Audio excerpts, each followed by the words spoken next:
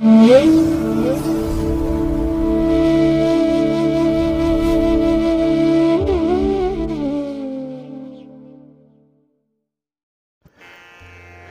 ಮಹಾಗಣಪತಿಯೇ ನಮಃ.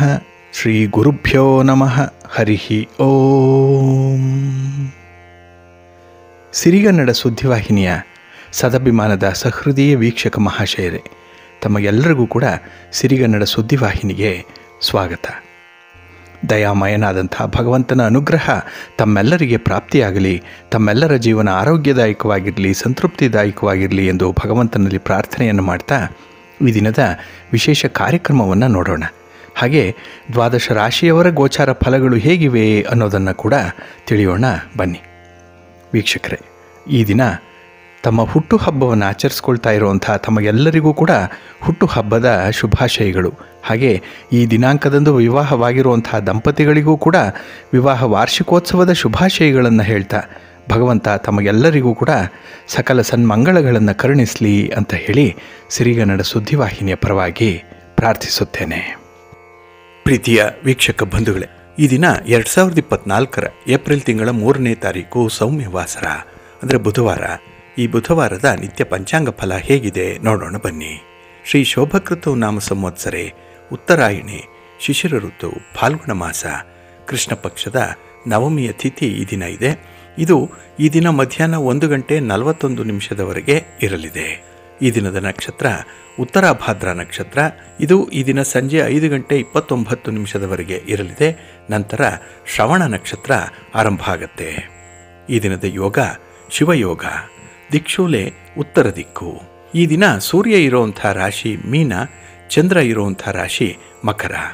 ಹಾಗೆ ಈ ದಿನ ರಾಹುಕಾಲ ಇರುವಂಥ ಸಮಯ ಈ ದಿನ ಮಧ್ಯಾಹ್ನ 12:27 ಮಧ್ಯಾಹ್ನ 1:59 ಗುಳಿಕ ಕಾಲ ಈ ದಿನ ಬೆಳಿಗ್ಗೆ 10:55 ಮಧ್ಯಾಹ್ನ 12:27. ಇನ್ನು ಯಮಗಂಡ ಕಾಲ ಈ ದಿನ ಬೆಳಿಗ್ಗೆ 7:51 ಬೆಳಿಗ್ಗೆ 9:13 ಇರಲಿದೆ. ಇನ್ನು ಈ ದಿನ ದುಷ್ಟ ಮುಹೂರ್ತ ಇರುವಂಥ ಸಮಯ ಈ ದಿನ ಬೆಳಿಗ್ಗೆ 11:59 ಮಧ್ಯಾಹ್ನ 12:49 ದುಷ್ಟ ಮುಹೂರ್ತದ ಸಮಯ. ಹಾಗಾಗಿ ಈ ಸಮಯದಲ್ಲಿ ಯಾವುದೇ ಪ್ರಯಾಣವನ್ನಾಗಲಿ ಯಾವುದೇ ಶುಭ ಕಾರ್ಯಗಳನ್ನಾಗಲಿ ಆರಂಭ ಮಾಡಬೇಡಿ. ಏಕೆಂದರೆ ನೀವು ಯಾವುದೇ ಕೆಲಸಗಳನ್ನು ಈ ದುರ್ಮುಹೂರ್ತದಲ್ಲಿ ಆರಂಭ ಮಾಡಿದರೆ ಅದರಿಂದ ಬರುವಂಥ ಫಲಿತಾಂಶಗಳು ಅಷ್ಟೊಂದು ಅನುಕೂಲಕರವಾಗಿ ಇರೋದಿಲ್ಲ. ಆದ್ದರಿಂದಲೇ ಈ ದುಷ್ಟ ಮುಹೂರ್ತವನ್ನು ಅವಾಯ್ಡ್ ಮಾಡುವಂಥದ್ದು ತುಂಬ ಉತ್ತಮ. ಇನ್ನು ಈ ದಿನ ಅಭಿಜಿತ್ ಮುಹೂರ್ತ ಯಾವುದು ಕೂಡ ಇಲ್ಲ. ಹಾಗೆ ವಿಶೇಷವಾಗಿ ಈ ದಿನ ಅಮೃತ ಕಾಲ ಇರುವಂಥ ಸಮಯ ಈ ದಿನ ಅಪರಾಹ್ನ 3:39 ಸಂಜೆ 5:10 ಅಮೃತ ಕಾಲ ಇರುವಂಥ ಸಮಯ. ಇನ್ನು ಈ ದಿನ ಸೂರ್ಯೋದಯ ಆಗುವಂಥ ಸಮಯ ಪ್ರಾತಃ ಕಾಲ 6:16 ಸೂರ್ಯಾಸ್ತ ಸಂಜೆ 6:30. ಇನ್ನು ಈ ದಿನ ಚಂದ್ರನ ಬಲ ಇರುವಂಥ ರಾಶಿಗಳು ಅಂತ ಹೇಳಿದ್ರೆ ಮೇಷ, ಕರ್ಕಾಟಕ, ಸಿಂಹ, ವೃಶ್ಚಿಕ, ಮಕರ ಮತ್ತು ಮೀನ. ಈ 6 ರಾಶಿಯವರಿಗೆ ಚಂದ್ರನಿಂದ ಗೋಚಾರದಲ್ಲಿ ಶುಭ ಯೋಗಗಳ ಫಲ ಇದೆ. ಇನ್ನು ಉಳಿದ 6 ರಾಶಿಯವರಿಗೆ ಮಿಶ್ರಯೋಗದ ಫಲ ಇರುತ್ತೆ. ಅದನ್ನು ಮುಂದೆ ದ್ವಾದಶ ರಾಶಿಯವರ ಗೋಚಾರ ಫಲಗಳನ್ನು ನೋಡುವಂಥ ಸಂದರ್ಭದಲ್ಲಿ ಮತ್ತಷ್ಟು ವಿಚಾರಗಳನ್ನು ತಿಳ್ಕೊಳ್ಳೋಣ. ಇನ್ನು ಈ ದಿನದ ಹೊರಾದ ಅಧಿಪತಿ ಬುಧ. ಬುಧ ಅಂತ ಹೇಳಿದ್ರೆ ವ್ಯಾಪಾರಕ್ಕೆ, ವಾಣಿಜ್ಯಕ್ಕೆ, ವ್ಯವಹಾರಕ್ಕೆ, ಲೆಕ್ಕಾಚಾರಕ್ಕೆ ಕಾರಕನಾಗಿರುವಂಥವನು. ಹಾಗಾಗಿ ಇಲ್ಲಿ ವ್ಯಾಪಾರ ಅಂತ ಹೇಳಿದ್ರೆ ವ್ಯಾಪಾರಸ್ಥರಾಗಲಿ, ವರ್ತಕರಿಗಾಗಲಿ, ದಳ್ಳಾಳಿಗಳಿಗಾಗಲಿ ತುಂಬ ಅನುಕೂಲ ಇದೆ. ನಿಮ್ಮ ವ್ಯಾಪಾರ ವ್ಯವಹಾರಗಳು ಉತ್ತರೋತ್ತರವಾದಂಥ ಒಂದು ಪ್ರಗತಿಯನ್ನು ಪಡ್ಕೊಳ್ಳುತ್ತೆ ಈ ದಿನದಲ್ಲಿ. ಹಾಗೆ ಒಂದು ಗೆಳೆತನಕ್ಕಾಗಲಿ, ಮಾತುಗಾರಿಕೆಗೆ, ಬರವಣಿಗೆಗೆ ಕಾರಕನಾಗಿರುವಂಥವನು ಬುಧ. ಹಾಗಾಗಿ ಈ ದಿನ ಸಾಹಿತಿಗಳಿಗೆ, ಕಲಾವಿದರಿಗೂ ಕೂಡ ತುಂಬ ಅನುಕೂಲ ಇದೆ. ಏಕೆಂದರೆ ನಿಮ್ಮಲ್ಲಿರುವಂಥ ಒಂದು ಪ್ರತಿಭೆಯನ್ನು ತೋರಿಸಲಿಕ್ಕೆ ಒಳ್ಳೆಯ ಅವಕಾಶಗಳು ಈ ದಿನ ಸಿಕ್ಕುವಂಥದ್ದು. ಹಾಗಾಗಿನೇ ವಾಕ್ಚಾತುರ್ಯಕ್ಕೆ ಕಾರಕನಾಗಿರುವಂಥ ಬುಧ ಅಂದರೆ ಮಾತುಗಾರಿಕೆಗೆ ಯಾರು ಹೆಸರಾಗಿದ್ದಾರೋ ಅಂಥವ್ರಿಗೆ ಅದ್ಭುತವಾದಂಥ ಯಶಸ್ಸು ಸಿಕ್ಕುವಂಥದ್ದು ಇದೆ. ಹಾಗಾಗಿ ಈ ದಿನ ಬುಧ ಬಹಳ ವಿಶೇಷವಾದಂಥ ರೀತಿಯಲ್ಲಿ ಕೆಲಸ ಕಾರ್ಯಗಳಿಗೆ ಒತ್ತಾಸೆಯಾಗಿ ಇರ್ತಾನೆ. ಇನ್ನು ಈ ದಿನ ಇರುವಂಥ ಗುರುಹೋರ ಇದು ಕೂಡ ಎಲ್ಲ ಕೆಲಸ ಕಾರ್ಯಗಳಿಗೆ ಅನುಕೂಲಕರವಾಗಿರುವಂಥ ಸಮಯ ಇದು ಈ ದಿನ ಬೆಳಿಗ್ಗೆ 9:18 ಬೆಳಿಗ್ಗೆ 10:19 ಇನ್ನು ಸಂಜೆ 4:28 ಸಂಜೆ 5:29 ಗುರುಹೋರ ಇರುವಂಥ ಸಮಯ. ಇನ್ನು ಈ ದಿನ ರಾತ್ರಿ ಕೂಡ 11 ಗಂಟೆ 23 ನಿಮಿಷದಿಂದ ರಾತ್ರಿ 12 ಗಂಟೆ 22 ನಿಮಿಷದವರೆಗೆ ಗುರುಹೋರ ಇರುತ್ತೆ. ಹಾಗಾಗಿ ಯಾವುದೇ ಕೆಲಸ ಕಾರ್ಯಗಳನ್ನು ಗುರುಹೋರದಲ್ಲಿ ಆರಂಭ ಮಾಡ್ಬೋದು, ಒಳ್ಳೆಯ ಫಲಿತಾಂಶ ನಿಮಗೆ ಸಿಕ್ಕತ್ತೆ. ಇನ್ನು ಈ ದಿನ ಇರುವಂಥ ಶನಿಹೋರ ಏನಿದೆ ಇದು ಸ್ವಲ್ಪ ನಿಧಾನವಾಗಿ ನಡೆಯುವಂಥದ್ದು, ಹಾಗಾಗಿ ಫಲಿತಾಂಶಗಳು ಕೂಡ ನಿಧಾನವಾಗಿ ಸಿಕ್ಕತ್ತೆ. ಹಾಗಾಗಿ ಈ ದಿನ ಶನಿಹೋರ ಇರುವಂಥ ಸಮಯ ಬೆಳಗ್ಗೆ 8 ಗಂಟೆ 16 ನಿಮಿಷದಿಂದ ಬೆಳಗ್ಗೆ 9 ಗಂಟೆ 18 ನಿಮಿಷದವರೆಗೆ. ಇನ್ನು ಅಪರಾಹ್ನ 3 ಗಂಟೆ 26 ನಿಮಿಷದಿಂದ 4 ಗಂಟೆ 28 ನಿಮಿಷದವರೆಗೆ. ಹಾಗೆ ರಾತ್ರಿ 10 ಗಂಟೆ 25 ನಿಮಿಷದಿಂದ ರಾತ್ರಿ 11 ಗಂಟೆ 23 ನಿಮಿಷದವರೆಗೆ ಶನಿಹೋರ ಇರುವಂಥ ಸಮಯ. ಇದರಲ್ಲಿ ಪ್ರಮುಖ ಕೆಲಸಗಳನ್ನು ನೀವು ಪ್ರಾರಂಭ ಮಾಡಬೇಡಿ, ಅಷ್ಟೊಂದು ಬೇಗ ಫಲಿತಾಂಶಗಳು ಸಿಕ್ಕಲ್ಲ. ಇನ್ನು ಈ ದಿನ ಇರುವಂಥ ಬುಧಹೋರ ಬಹಳ ಚೆನ್ನಾಗಿದೆ, ಹೈಲಿ ಫೇವರಬಲ್ ಆಗಿರುವಂಥದ್ದು. ಅದರಲ್ಲೂ ನೆಗೋಷಿಯೇಷನ್ಸ್ಗೆ, ಆರ್ಬಿಟ್ರೇಷನ್ಗೆ, ಪಾರ್ಟಿಷನ್ ಡೀಡ್ಸ್ಗೆ ಸಂಬಂಧಪಟ್ಟಂಥ ವಿಚಾರಗಳು, ಹಾಗೆ ಈ ನಿಮ್ಮ ಸ್ವಂತ ಉದ್ಯೋಗ ಆಗಲಿ ಅಥವಾ ಯಾವುದೇ ರೀತಿಯ ವ್ಯವಹಾರಗಳನ್ನು ಜಾಯಿಂಟ್ ವೆಂಚರಲ್ಲಿ ಮಾಡ್ತಾ ಇದ್ದರೆ ಅಂಥವ್ರಿಗೂ ಕೂಡ ಸಮಯ ಚೆನ್ನಾಗಿದೆ ಈ ದಿನದಲ್ಲಿರುವಂಥ ಬುಧಹೋರ. ಇದು ಈ ದಿನ ಬೆಳಿಗ್ಗೆ 6 ಗಂಟೆ 14 ನಿಮಿಷದಿಂದ ಬೆಳಿಗ್ಗೆ 7 ಗಂಟೆ 15 ನಿಮಿಷದವರೆಗೆ. ಹಾಗೆ ಮಧ್ಯಾಹ್ನ 1 ಗಂಟೆ 23 ನಿಮಿಷದಿಂದ ಮಧ್ಯಾಹ್ನ 2 ಗಂಟೆ 25 ನಿಮಿಷದವರೆಗೆ. ಇನ್ನು ರಾತ್ರಿ 8 ಗಂಟೆ 28 ನಿಮಿಷದಿಂದ ರಾತ್ರಿ 9 ಗಂಟೆ 26 ನಿಮಿಷದವರೆಗೆ ಬುಧಹೋರ ಇರುವಂಥ ಸಮಯ. ಇದನ್ನು ನೀವು ಅನುಸರಣೆ ಮಾಡ್ಬೋದು, ಒಳ್ಳೆಯದಾಗುತ್ತೆ. ಹಾಗೆ ಈ ದಿನ ಇರುವಂಥ ಶುಕ್ರಹೋರ ಏನಿದೆ ಇದನ್ನು ಸ್ವಲ್ಪ ಅವಾಯ್ಡ್ ಮಾಡಬೇಕು. ಅದರಲ್ಲೂ ಈ ವಿವಾಹಕ್ಕೆ ಸಂಬಂಧಪಟ್ಟಂಥ ವಿಚಾರಗಳು ಯಾವುದೇ ಇದ್ದರೂ ಶುಕ್ರಹೋರದಲ್ಲಿ ಮಾಡಬೇಡಿ. ಇನ್ನು ಯಾವುದೇ ದಾಖಲೆ ಪತ್ರಗಳಿಗೆ ಸಹಿ ಮಾಡುವಂಥದ್ದಾಗಲಿ ಅಥವಾ ಈ ವಿವಾಹಕ್ಕೆ ಸಂಬಂಧಪಟ್ಟಂಥ ವಿಚಾರಗಳಾಗಲಿ ಪೂರ್ವ ಸಿದ್ಧತೆಗಳಾಗಲಿ ಶುಕ್ರಹೋರದಲ್ಲಿ ಮಾಡಬೇಡಿ. ಇದು ಈ ದಿನ ಬೆಳಿಗ್ಗೆ 5 ಗಂಟೆ 14 ನಿಮಿಷದಿಂದ ಬೆಳಿಗ್ಗೆ 6 ಗಂಟೆ 13 ನಿಮಿಷದವರೆಗೆ. ಇನ್ನು ಮಧ್ಯಾಹ್ನ 12 ಗಂಟೆ 22 ನಿಮಿಷದಿಂದ ಮಧ್ಯಾಹ್ನ 1 ಗಂಟೆ 23 ನಿಮಿಷದವರೆಗೆ. ಹಾಗೆ ರಾತ್ರಿ 7 ಗಂಟೆ 29 ನಿಮಿಷದಿಂದ ರಾತ್ರಿ 8 ಗಂಟೆ 28 ನಿಮಿಷದವರೆಗೆ ಶುಕ್ರಹೋರ ಇರುವಂಥ ಸಮಯ. ಇದನ್ನು ನೀವು ಅವಾಯ್ಡ್ ಮಾಡಿ, ಒಳ್ಳೆಯದಾಗತ್ತೆ. ಹಾಗಾಗಿ ಬಂಧುಗಳೇ, ನಿಮ್ಮ ಕೆಲಸ ಕಾರ್ಯಗಳು ಯಾವುದೇ ಇದ್ದರೂ ಕೂಡ ಅದನ್ನು ಒಳ್ಳೆಯ ಮುಹೂರ್ತದಲ್ಲಿ ಆರಂಭ ಮಾಡಿ. ಹಾಗೆ ಕೆಲವೊಂದು ನಿರ್ದಿಷ್ಟವಾದ ಕೆಲಸಗಳನ್ನು ನಿರ್ದಿಷ್ಟ ಹೊರದಲ್ಲೇ ಆರಂಭ ಮಾಡಬೇಕು. ಇದನ್ನು ಕೂಡ ನೀವು ಮನಸ್ಸಿನಲ್ಲಿಟ್ಕೊಳ್ಳಿ. ಹಾಗಾಗಿ ನಿಮ್ಮ ಕೆಲಸ ಕಾರ್ಯಗಳು ಯಶಸ್ವಿ ಆಗಬೇಕು, 100ಕ್ಕೆ 100ರಷ್ಟು ಫಲಿತಾಂಶಗಳು ಸಿಗಬೇಕು ಅಂತ ಹೇಳಿದ್ರೆ ಪ್ರತಿನಿತ್ಯ ನೀವು ನಿಮ್ಮ ಕೆಲಸ ಕಾರ್ಯಗಳನ್ನು ಶುಭ ಗಳಿಗೆಯಲ್ಲಿ ಆರಂಭ ಮಾಡಬೇಕು. ಅದಕ್ಕಾಗಿಯೇ ಸಿರಿಗನ್ನಡ ಸುದ್ದಿವಾಹಿನಿ ಪ್ರತಿನಿತ್ಯ ಪ್ರಸಾರ ಮಾಡುವಂಥ ಈ ಪಂಚಾಂಗದ ವಿವರಗಳನ್ನು ಕೇಳಿಸ್ಕೊಳ್ತಾ ಇದ್ದೀವಿ. ಇದರಲ್ಲಿ ನಿಮಗೆ ಬೇಕಾದಂಥ ಕೆಲವು ಮಾಹಿತಿಗಳು ಸಿಕ್ಕತ್ತೆ, ಅದನ್ನು ಅನುಸರಣೆ ಮಾಡಿಕೊಳ್ಳಿ. ಖಂಡಿತ ಒಳ್ಳೆಯ ಫಲ ನಿಮಗೆ ಸಿಕ್ಕತ್ತೆ. ನಿಮ್ಮ ಪ್ರಯತ್ನ ವಿಶೇಷವಾದಂಥ ರೀತಿಯಲ್ಲಿ ನಿಮಗೆ ಪ್ರತಿಫಲವನ್ನು ತಂದುಕೊಡುತ್ತೆ. ಒಳ್ಳೆಯದಾಗಲಿ ತಮಗೆಲ್ಲರಿಗೂ. ಪ್ರೀತಿಯ ಬಂಧುಗಳೇ, ಈ ದಿನ ಬಹಳ ವಿಶೇಷವಾಗಿರುವಂಥ ದಿನ. ಅದರಲ್ಲೂ ಬುಧವಾರದ ದಿನ ಅಂತ ಹೇಳಿದ್ರೆ ಗಣಪತಿಗೆ ತುಂಬ ಇಷ್ಟವಾಗಿರುವಂಥ ದಿನ. ಹಾಗಾಗಿ ಈ ದಿನ ಯಾವ ಸಾಧಕರೇ ಆಗಲಿ ಅಥವಾ ಸಾಮಾನ್ಯ ಜನರೇ ಆಗಲಿ ನೀವು ನಿಮ್ಮ ಕಾರ್ಯಸಿದ್ಧಿಗಾಗಿ ಒಂದು ಪರಿಹಾರವನ್ನು ಮಾಡಬಹುದು. ಅದೇನೆಂದರೆ ಗರಿಕೆಯ ಮಾಲೆಯನ್ನು ಮಾಡಿ ಗಣೇಶನಿಗೆ ಅರ್ಪಿಸಬೇಕು ಈ ದಿನದಲ್ಲಿ. ಇದರಿಂದ ರಿದ್ಧಿ ಸಿದ್ಧಿ ಮನೆ ಬಿಟ್ಟು ಹೋಗಲ್ಲ. ಹಾಗೆ ಇವರು ಗಣೇಶನ ಪತ್ನಿಯರಾಗಿದ್ದು ಇವರ ಮಕ್ಕಳೇ ಶುಭ ಹಾಗೂ ಲಾಭ ಅನ್ನುವಂಥ ಒಂದು ವಿಚಾರ ಕೂಡ ಇದೆ. ಹಾಗಾಗಿನೇ ಶುಭ ಲಾಭ ಪ್ರತಿ ಬುಧವಾರ ಯಾರು ಗರಿಕೆಯಿಂದ ಮಾಡಿದಂತಹ ಮಾಲೆಯನ್ನು ವಿನಾಯಕನಿಗೆ ಅರ್ಪಣೆ ಮಾಡ್ತಾರೋ ಅಂಥವರ ಮನೆಯಲ್ಲಿ ಸದಾಕಾಲ ಶುಭ ಲಾಭ ಇರುತ್ತೆ ಅನ್ನುವಂಥ ಒಂದು ವಿಚಾರ ಚಿರಸ್ಥಾಯಿಯಾಗಿರುವಂಥದ್ದು. ಇದನ್ನು ನೀವು ಅನುಸರಣೆ ಮಾಡಿ. ಹಾಗಾಗಿ ನಿಮ್ಮ ಕೆಲಸ ಕಾರ್ಯಗಳು ನಿರ್ವಿಘ್ನವಾಗಿ ನೆರವೇರಬೇಕು ಅಂತ ಹೇಳಿದ್ರೆ ಈ ದಿನ ಗಣಪತಿಯನ್ನು ಆರಾಧನೆ ಮಾಡಿ, ಅತ್ಯುತ್ತಮವಾದಂಥ ಫಲ ನಿಮಗೆ ಸಿಕ್ಕತ್ತೆ. ಹಾಗೆ ಕೆಲವರು ಮನೆಯನ್ನು ಕಟ್ಟಿ ಅದನ್ನು ಮಾರಾಟ ಮಾಡುವಂಥದ್ದು ಅಥವಾ ಬಾಡಿಗೆಗೂ ಕೊಡುವಂಥ ಒಂದು ಪರ್ಪಸ್ಸನ್ನು ಇಟ್ಕೊಂಡಿರ್ತಾರೆ. ಹಾಗಾಗಿ ಸಾಲ ಸೋಲ ಮಾಡಿ ಮನೆಯನ್ನು ಕಟ್ಟಿ ಬಾಡಿಗೆಗೆ ಕೊಡುವಂಥ ಸಂದರ್ಭ ಅಥವಾ ಮಾರಾಟ ಮಾಡಬೇಕು ಅನ್ನುವಂಥ ಸಂದರ್ಭದಲ್ಲಿ ಅದಕ್ಕೆ ಸರಿಯಾಗಿರುವಂಥ ಗಿರಾಕಿಗಳು ಬರಲ್ಲ. ಇನ್ನು ಪರಿಸ್ಥಿತಿ ಹೀಗಿರುವಂಥ ಸಂದರ್ಭದಲ್ಲಿ ಕೆಲವರು ಸಾಲ ಸೋಲ ಮಾಡಿರ್ತಾರೆ, ಬ್ಯಾಂಕಿಗೆ ಬಡ್ಡಿಯನ್ನು ಕಟ್ಟಬೇಕು ಅಥವಾ ಯಾವುದೋ ಒಂದು ಪ್ರೈವೇಟ್ ಸಂಸ್ಥೆಯಲ್ಲಿ ಹಣ ತೆಗೆದುಕೊಂಡಿದ್ದರೆ ಅವರಿಗೂ ಕೂಡ ಬಡ್ಡಿ ಚಕ್ರ ಬಡ್ಡಿಯನ್ನು ಕಟ್ತಾ ಇರಬೇಕಾಗತ್ತೆ. ಅಂಥ ಪರಿಸ್ಥಿತಿ ಇರುವಾಗ ಮನೆ ಮಾರಾಟಕ್ಕೂ ಆಗಲ್ಲ ಅಥವಾ ಬಾಡಿಗೆಗೂ ಕೂಡ ಜನ ಬರಲ್ಲ ಅನ್ನುವಂಥ ಒಂದು ವಿಚಾರ ಇದ್ದಾಗ ಇಲ್ಲಿ ಒಂದು ತಂತ್ರವನ್ನು ಮಾಡಬೇಕು. ಅದೇನೆಂದರೆ ಈ ಶುಕ್ಲ ಪಕ್ಷದ ಮೊದಲನೇ ಶನಿವಾರದ ದಿನ ಈ ತಂತ್ರವನ್ನು ಮಾಡ್ಬೋದು. ಇಲ್ಲಿ ಬಾಡಿಗೆಗೆ ಕೊಡಲಿಕ್ಕೆ ಅಥವಾ ಮಾರಾಟ ಮಾಡಲಿಕ್ಕೆ ನೀವು ಇಚ್ಛಿಸಿರುವಂಥ ಮನೆ ಏನಿದೆ ಆ ಮನೆಯಲ್ಲಾಗಲಿ ಕಾಂಪ್ಲೆಕ್ಸ್ನಲ್ಲಾಗಲಿ ಯಾವುದೇ ಆಗಲಿ ಮೊದಲು ಆ ಜಾಗವನ್ನು ಶುದ್ಧಿ ಮಾಡಬೇಕು. ನಂತರದಲ್ಲಿ 4 ಹೊಸದಾದ ಹಳದಿ ಬಣ್ಣದ ವಸ್ತ್ರವನ್ನು, ಅಂದರೆ ಒಂದು ಕರ್ಚೀಫಿನ ಅಗಲದಷ್ಟು ವಸ್ತ್ರವನ್ನು ತೆಗೆದುಕೊಳ್ಬೇಕು. ಇಲ್ಲಿ 4 ಬಟ್ಟೆಗೂ ಕೂಡ ಒಂದೊಂದು ಸ್ಪೂನಿನಷ್ಟು ಹಳದಿ ಸಾಸಿವೆಯನ್ನು ಹಾಕಬೇಕು.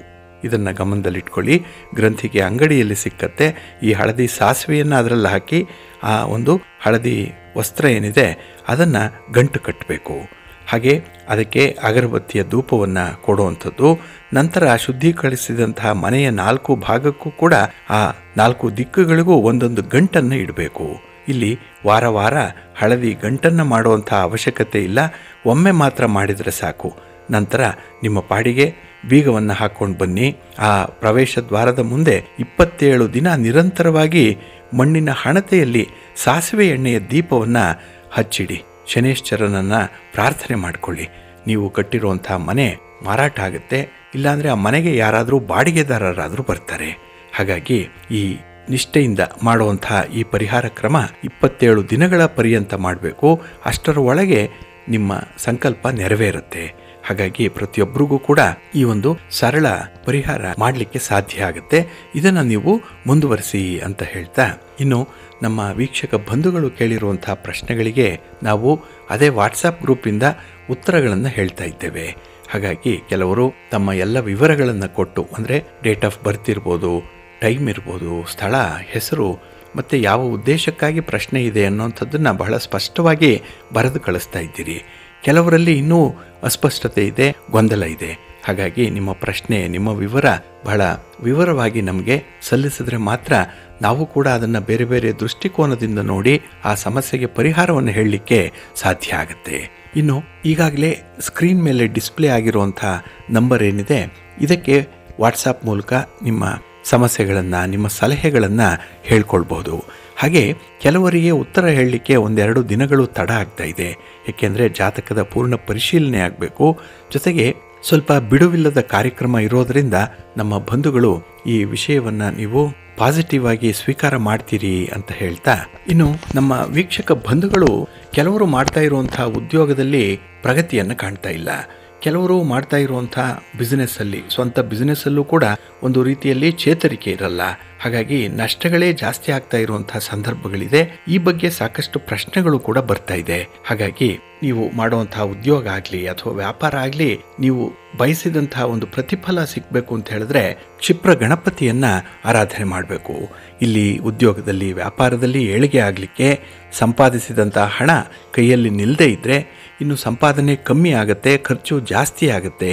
ಅಂತಹ ಒಂದು ಸಂದರ್ಭದಲ್ಲಿ ನೀವು ಈ ಒಂದು ಸರಳ ಪ್ರಯೋಗವನ್ನು ಮಾಡಬಹುದು. ಅದರಲ್ಲೂ ತಿಂಗಳಿಗೆ ಒಮ್ಮೆ ಈ ಪ್ರಯೋಗವನ್ನು ಮಾಡಿದ್ರೆ ಸಾಕು. ಅದೇನೆಂದರೆ ಶುಕ್ರವಾರ ಶುಕ್ರ ಹೊರೆಯ ಸಮಯ ಬೆಳಿಗ್ಗೆ ಅಂಗಡಿಯಿಂದ ಕಲ್ಲು ಉಪ್ಪನ್ನು ತರಬೇಕು. ಅದರಲ್ಲಿ 1 ಹಿಡಿ ಉಪ್ಪನ್ನು ಒಂದು ಪಾತ್ರೆಯಲ್ಲಿ ಹಾಕಿ ದೇವರ ಕೋಣೆಯಲ್ಲಿ ಇಡಬೇಕು. ಅದೇ ದಿನ ಮಧ್ಯಾಹ್ನ ಶುಕ್ರ ಹೊರೆಯಲ್ಲಿ ಒಂದು ಬಿಳಿಯ ಹಾಳೆಯ ಮೇಲೆ 100 ಅಥವಾ 200ರ ಒಂದು ನೋಟನ್ನು ಇಡಬೇಕು. ಆ ನೋಟಿನ ಮೇಲೆ 5 ಲವಂಗವನ್ನು, ಅಂದರೆ ಅದು ಪೂರ್ತಿ ಪ್ರಮಾಣದಲ್ಲಿರಬಾರ್ದು, ಲವಂಗ ಒಡೆದಿರಬಾರ್ದು, ಅದನ್ನು 5 ಸಂಖ್ಯೆಯನ್ನು ಇಡಬೇಕು. ಇನ್ನು 2 ಪಚ್ಚಕರ್ಪೂರದ ತುಂಡನ್ನು ಇಡಬೇಕು, 1 ತುಂಡು ಭಜೆಯನ್ನು ಇಡಬೇಕು, 5 ತುಂಡು ಚಕ್ಕೆಯನ್ನು ಇಡಬೇಕು. ಈ ವಸ್ತುಗಳ ಸಮೇತ ಆ ನೋಟನ್ನು ಮಡಿಸಿ, ನಂತರ ಆ ನೋಟಿನ ಸಮೇತ ಬಿಳಿಯ ಕಾಗದವನ್ನು ಕೂಡ ಮಡಚಿ ಬೆಳಿಗ್ಗೆ ದೇವರ ಬಳಿ ಇಟ್ಟಿದ್ದಿರಲ್ಲ ಆ ಉಪ್ಪಿನ ಪಾತ್ರೆ, ಅಲ್ಲಿ ಈ ಪೊಟ್ಟಣವನ್ನು ಇಡಬೇಕು. ಅದೇ ದಿನ ರಾತ್ರಿ ಶುಕ್ರ ಹೊರೆಯಲ್ಲಿ ದೇವರ ಕೋಣೆಯಲ್ಲಿ ದೀಪವನ್ನು ಬೆಳಗಿಸಬೇಕು. ಧೂಪವನ್ನು ತೋರಿಸಿ ತಾಯಿ ಮಹಾಲಕ್ಷ್ಮಿ, ಧನಲಕ್ಷ್ಮಿ ರೂಪದಲ್ಲಿ ಸ್ಥಿರವಾಗಿ ನಿಮ್ಮ ಮನೆಯಲ್ಲಿ ನೆಲೆಸಬೇಕು ಅಂತ ಹೇಳಿ ಪ್ರಾರ್ಥನೆ ಮಾಡಿಕೊಳ್ಬೇಕು. ಹಾಗೆ ಆ ಉಪ್ಪಿನ ಪಾತ್ರೆ ಸಮೇತ ನೋಟಿನ ಪೊಟ್ಟಣವನ್ನು ನೀವು ಹಣ ಇಡುವಂಥ ತಿಜೋರಿಯಲ್ಲಿ ಇಟ್ಕೊಳ್ಬೇಕು.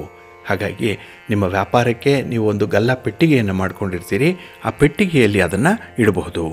ಇನ್ನು ಇಲ್ಲಿ ಗಮನಿಸಬೇಕಾಗಿರುವಂಥದ್ದು, ಕಲ್ಲು ಉಪ್ಪು ಮನೆಯಲ್ಲಿರುವಂಥದ್ದನ್ನು ಬಳಸಬಾರ್ದು. ಅದನ್ನು ಹೊಸದಾಗಿ ಮನೆಯ ಹೊರಗಿಂದನೇ, ಅಂಗಡಿಯಿಂದನೇ ತಂದಿರಬೇಕು. ಇನ್ನು ತಿಂಗಳಿಗೆ ಒಮ್ಮೆ ಇದನ್ನು ಬದಲಾವಣೆ ಮಾಡಿದ್ರೆ ಸಾಕು. ನೋಟನ್ನು ಹೊರತುಪಡಿಸಿ ಬೇರೆ ಎಲ್ಲ ಸಾಮಗ್ರಿಗಳನ್ನು ಕೂಡ ಯಾರೂ ತುಳಿಯದಂತಹ ಸ್ಥಳದಲ್ಲಿ ಹಾಕಬೇಕು. ಇನ್ನು ನೋಟನ್ನು ಖರ್ಚು ಮಾಡದೆ ಭದ್ರವಾಗಿ ಇಟ್ಕೊಳ್ಬೇಕು. ಇನ್ನು ಶುಕ್ರವಾರ ಶುಕ್ರ ಹೊರೆಯಲ್ಲೇ ಈ ಪ್ರಯೋಗವನ್ನು ಮಾಡಬೇಕು.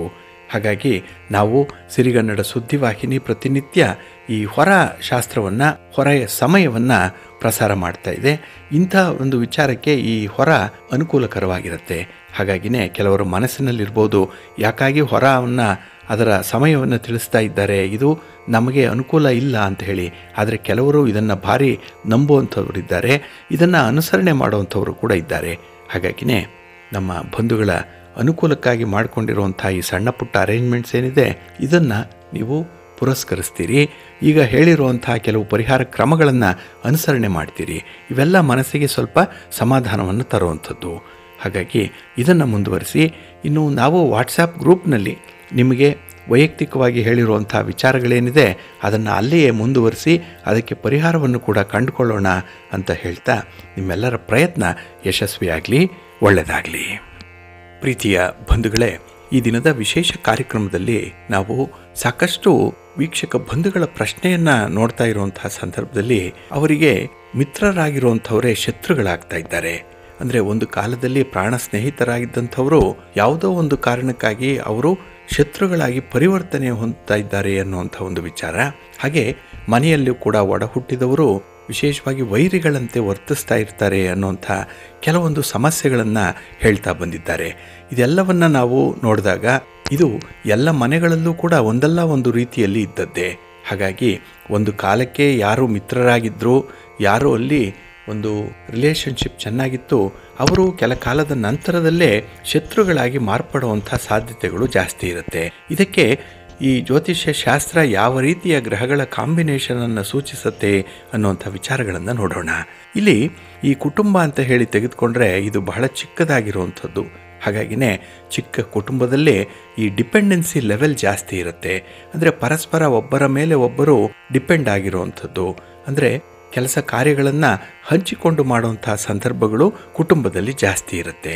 ಹಾಗಾಗಿ ಜಾತಕದಲ್ಲಿ ಗೆಳೆಯರು ಮತ್ತು ಅವರ ನಡುವಿನ ಸಂಬಂಧ ಹೇಗಿದೆ ಅನ್ನುವಂಥದ್ದನ್ನು ನಾವು ನೋಡೋದಾದರೆ, ಜಾತಕದಲ್ಲಿ ನೋಡಬೇಕಾಗಿರುವಂಥದ್ದು ಬುಧನನ್ನು.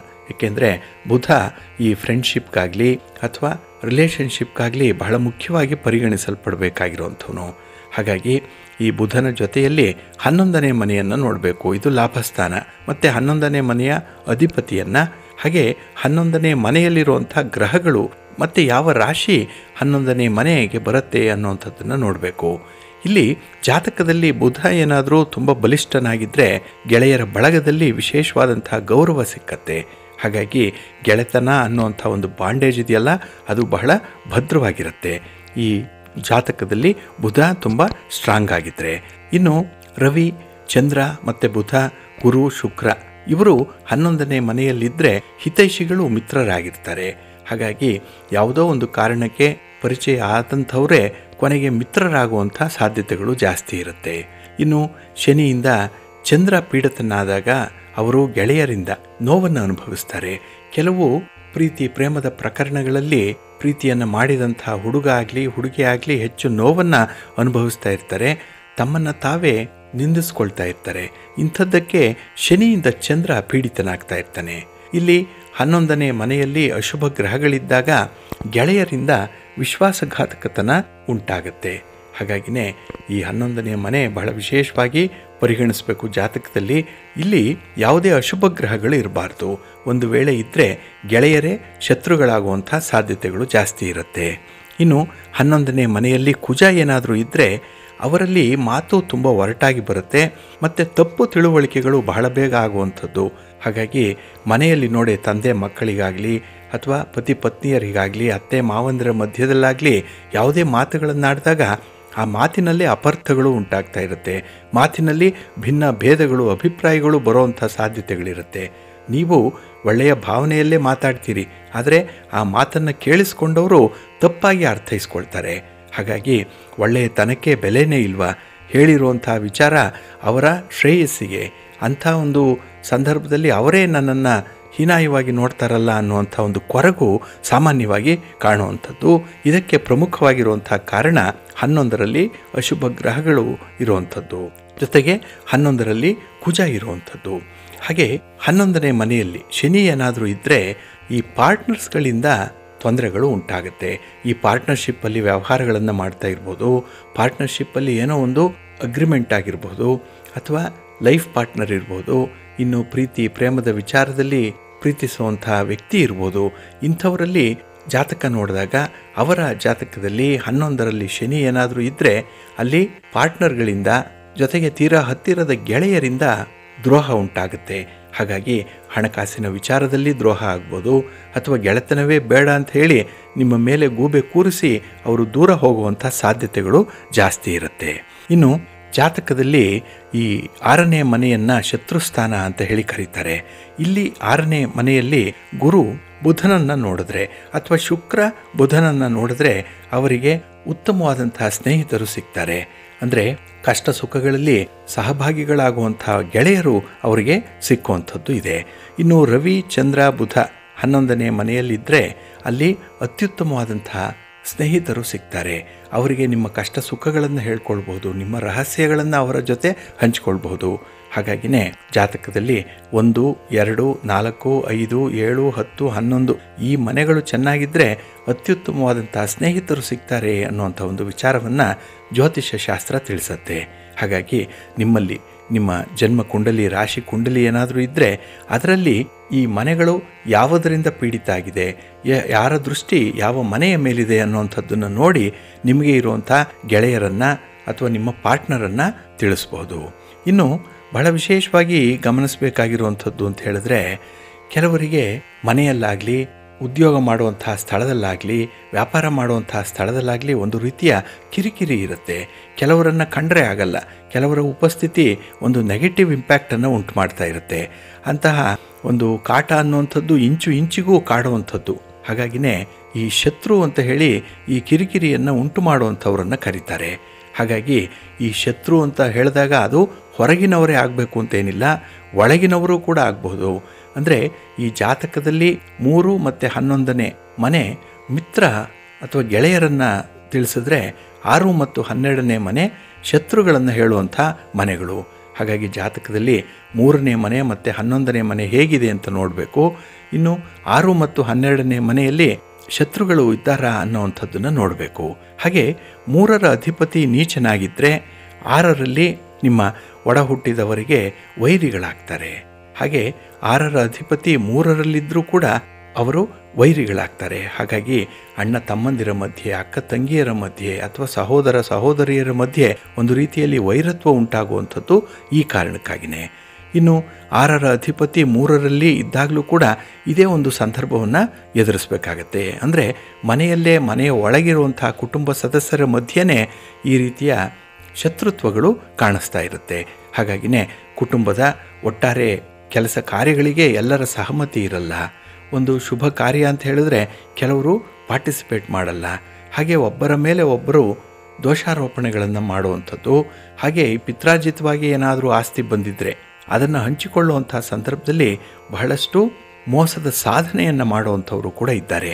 ಹಾಗಾಗಿ ಬಹಳ ವಿಶೇಷವಾಗಿ ಇಲ್ಲಿ ಗಮನಿಸಬೇಕಾಗಿರುವಂಥದ್ದು 3ರ ಅಧಿಪತಿ 8ರಲ್ಲಿ 3ರ ಅಧಿಪತಿ ನೀಚನಾಗಿ 6ನೇ ಸ್ಥಾನದಲ್ಲಿದ್ದಾಗ, ಇನ್ನು ಈ 3ನೇ ಸ್ಥಾನದ ಅಧಿಪತಿ 8ರಲ್ಲಿದ್ದಾಗ, ಯಾಕೆಂದರೆ 8 ಇಲ್ಲಿ ದುಸ್ಥಾನ, ಇಲ್ಲಿ ಈ ಒಡ ಹುಟ್ಟಿದವರ ನಡವಳಿಕೆ ಒಮ್ಮಿಂದೊಮ್ಮೆಲೆ ಬದಲಾವಣೆ ಆಗಿಬಿಡುತ್ತೆ. ನೆನ್ನೆ ಇದ್ದಂಥವರು ಈ ದಿನ ಅಂಥ ನಡವಳಿಕೆಯನ್ನು ಹೊಂದಿರಲ್ಲ, ಇದ್ದಕ್ಕಿದ್ದಾಗೆ ಅವರು ಚೇಂಜ್ ಆಗಿಬಿಡ್ತಾರೆ. ಇದೇ ನಿಯಮ 11ನೇ ಮನೆಗೂ ಕೂಡ ಅನ್ವಯಿಸುವಂಥದ್ದು. ಅಂದರೆ 6 ಅಂತ ಹೇಳಿದ್ರೆ ನೇರ ಕಣ್ಣಿಗೆ ಕಾಣುವಂಥ ಶತ್ರು ಅನ್ನುವಂಥ ಅರ್ಥ. ಇಲ್ಲಿ 6ನೇ ಮನೆ ಅಂತ ಹೇಳಿದ್ರೆ ಬಹಳ ವಿಶೇಷವಾಗಿ ಶತ್ರುವಿನ ಮನೆ ಅಂತ ಹೇಳಿನೇ ಪರಿಗಣಿಸಬೇಕಾಗತ್ತೆ. ಇನ್ನು 12ನೇ ಮನೆ ಅಂತ ಹೇಳಿದ್ರೆ ದುಃಖವನ್ನು ತರುವಂಥದ್ದು, ಬಂಧನವನ್ನು ತರುವಂಥದ್ದು ಇದು. ಹಾಗಾಗಿ 12ರ ವೈರಿಗಳು ತುಂಬ ಡೇಂಜರ್ ಆಗಿರ್ತಾರೆ. ಅಂಥವ್ರನ್ನು ನಂಬಬಾರ್ದು, 12ನೇ ಮನೆಯಲ್ಲಿರುವಂಥ ವೈರಿಗಳನ್ನು. ಇನ್ನು 11ರ ಅಧಿಪತಿ 7 ಅಥವಾ 12ನೇ ಮನೆಯಲ್ಲಿ ಏನಾದರೂ ಇದ್ದರೆ ಅಲ್ಲಿಯ ವೈರಿಯ ತಾಕತ್ತು ಎಷ್ಟಿದೆ ಅಂತ ಹೇಳಿ ಅಂದಾಜು ಮಾಡ್ಬೋದು. ಅಂದರೆ ಆ ವೈರಿ ಬಲಿಷ್ಠನಾಗಿದ್ದಾನ, ವೀಕ್ ಆಗಿದ್ದಾನ, ಅವನ ಉದ್ದೇಶ ಏನು ವೈರಿಯದ್ದು ಅನ್ನೋಂಥದ್ದನ್ನು ಬಹಳ ಸುಲಭವಾಗಿ ತಿಳ್ಕೊಳ್ಬಹುದು. ಇನ್ನು 11ರ ಅಧಿಪತಿ 7ರಲ್ಲಿ ವೀಕ್ ಆಗಿದ್ದಾಗ ಗೆಳೆಯರು ತುಂಬ ಕಾಂಪಿಟೆಂಟ್ ಆಗಿರ್ತಾರೆ, ಪರಸ್ಪರ ಸ್ಪರ್ಧಿಗಳಾಗಿ ಇರುವಂಥ ಸಾಧ್ಯತೆಗಳು ಜಾಸ್ತಿ ಇರುತ್ತೆ. ಅಂದರೆ 11ರ ಅಧಿಪತಿ 12ರಲ್ಲಿ ಏನಾದರೂ ಇದ್ದರೆ ಅಲ್ಲಿ ಬೆನ್ನಿಗೆ ಚೂರಿ ಹಾಕುವಂಥ ಕೆಲಸಗಳನ್ನು ಮಾಡ್ತಾರೆ. ಹಾಗಾಗಿ ಗೆಳೆಯರು ಅಂತ ಹೇಳಿ ನಂಬೋ ಹಾಗಿಲ್ಲ. ಅಲ್ಲಿ ಯಾವುದೋ ಒಂದು ಸಂದರ್ಭದಲ್ಲಿ ಅವರು ನಿಮ್ಮನ್ನು ಸೋಲಿಸಲಿಕ್ಕೆ ಪ್ರಯತ್ನ ಪಡ್ತಾ ಇರ್ತಾರೆ. ಇನ್ನು 12ನೇ ಮನೆ ಗುಪ್ತ ಶತ್ರು ಅಂತ ಹೇಳುತ್ತೆ. ಯಾರಿಗೂ ಗೊತ್ತಾಗಲ್ಲ, ಹಿತಶತ್ರುಗಳ ರೂಪದಲ್ಲಿ ಅವರು ಇರ್ತಾರೆ, ನಮ್ಮ ಸುತ್ತಮುತ್ತಲೇ ಇರ್ತಾರೆ, ನಮಗೆ ಒಳ್ಳೆಯವರಂತಲೇ ಕಾಣಿಸ್ತಾ ಇರ್ತಾರೆ, ಆದರೆ ಅವರ ಆಂತರ್ಯದಲ್ಲಿ ಶತ್ರುತ್ವ ಅನ್ನುವಂಥದ್ದು ಕುದೀತಾ ಇರುತ್ತೆ. ಹಾಗಾಗಿನೇ ಈ 12ನೇ ಮನೆ ಗುಪ್ತ ಶತ್ರುವಿನ ಬಗ್ಗೆ ಹೇಳುತ್ತೆ. ಜಾತಕದಲ್ಲಿ 12ನೇ ಮನೆಯನ್ನು ಬಹಳ ವಿಶೇಷ ದೃಷ್ಟಿಕೋನದಿಂದ ನಾವು ನೋಡಬೇಕಾಗತ್ತೆ. ಇನ್ನು 12ರ ಅಧಿಪತಿ ಯಾವ ಮನೆಯಲ್ಲಿ ಇದ್ದಾನೆ ಅನ್ನುವಂಥದ್ರ ಮೇಲೆ ಶತ್ರುವಿನ ಒಂದು ಮನೋಧರ್ಮವನ್ನು ನಾವು ತಿಳ್ಕೊಳ್ಬಹುದು.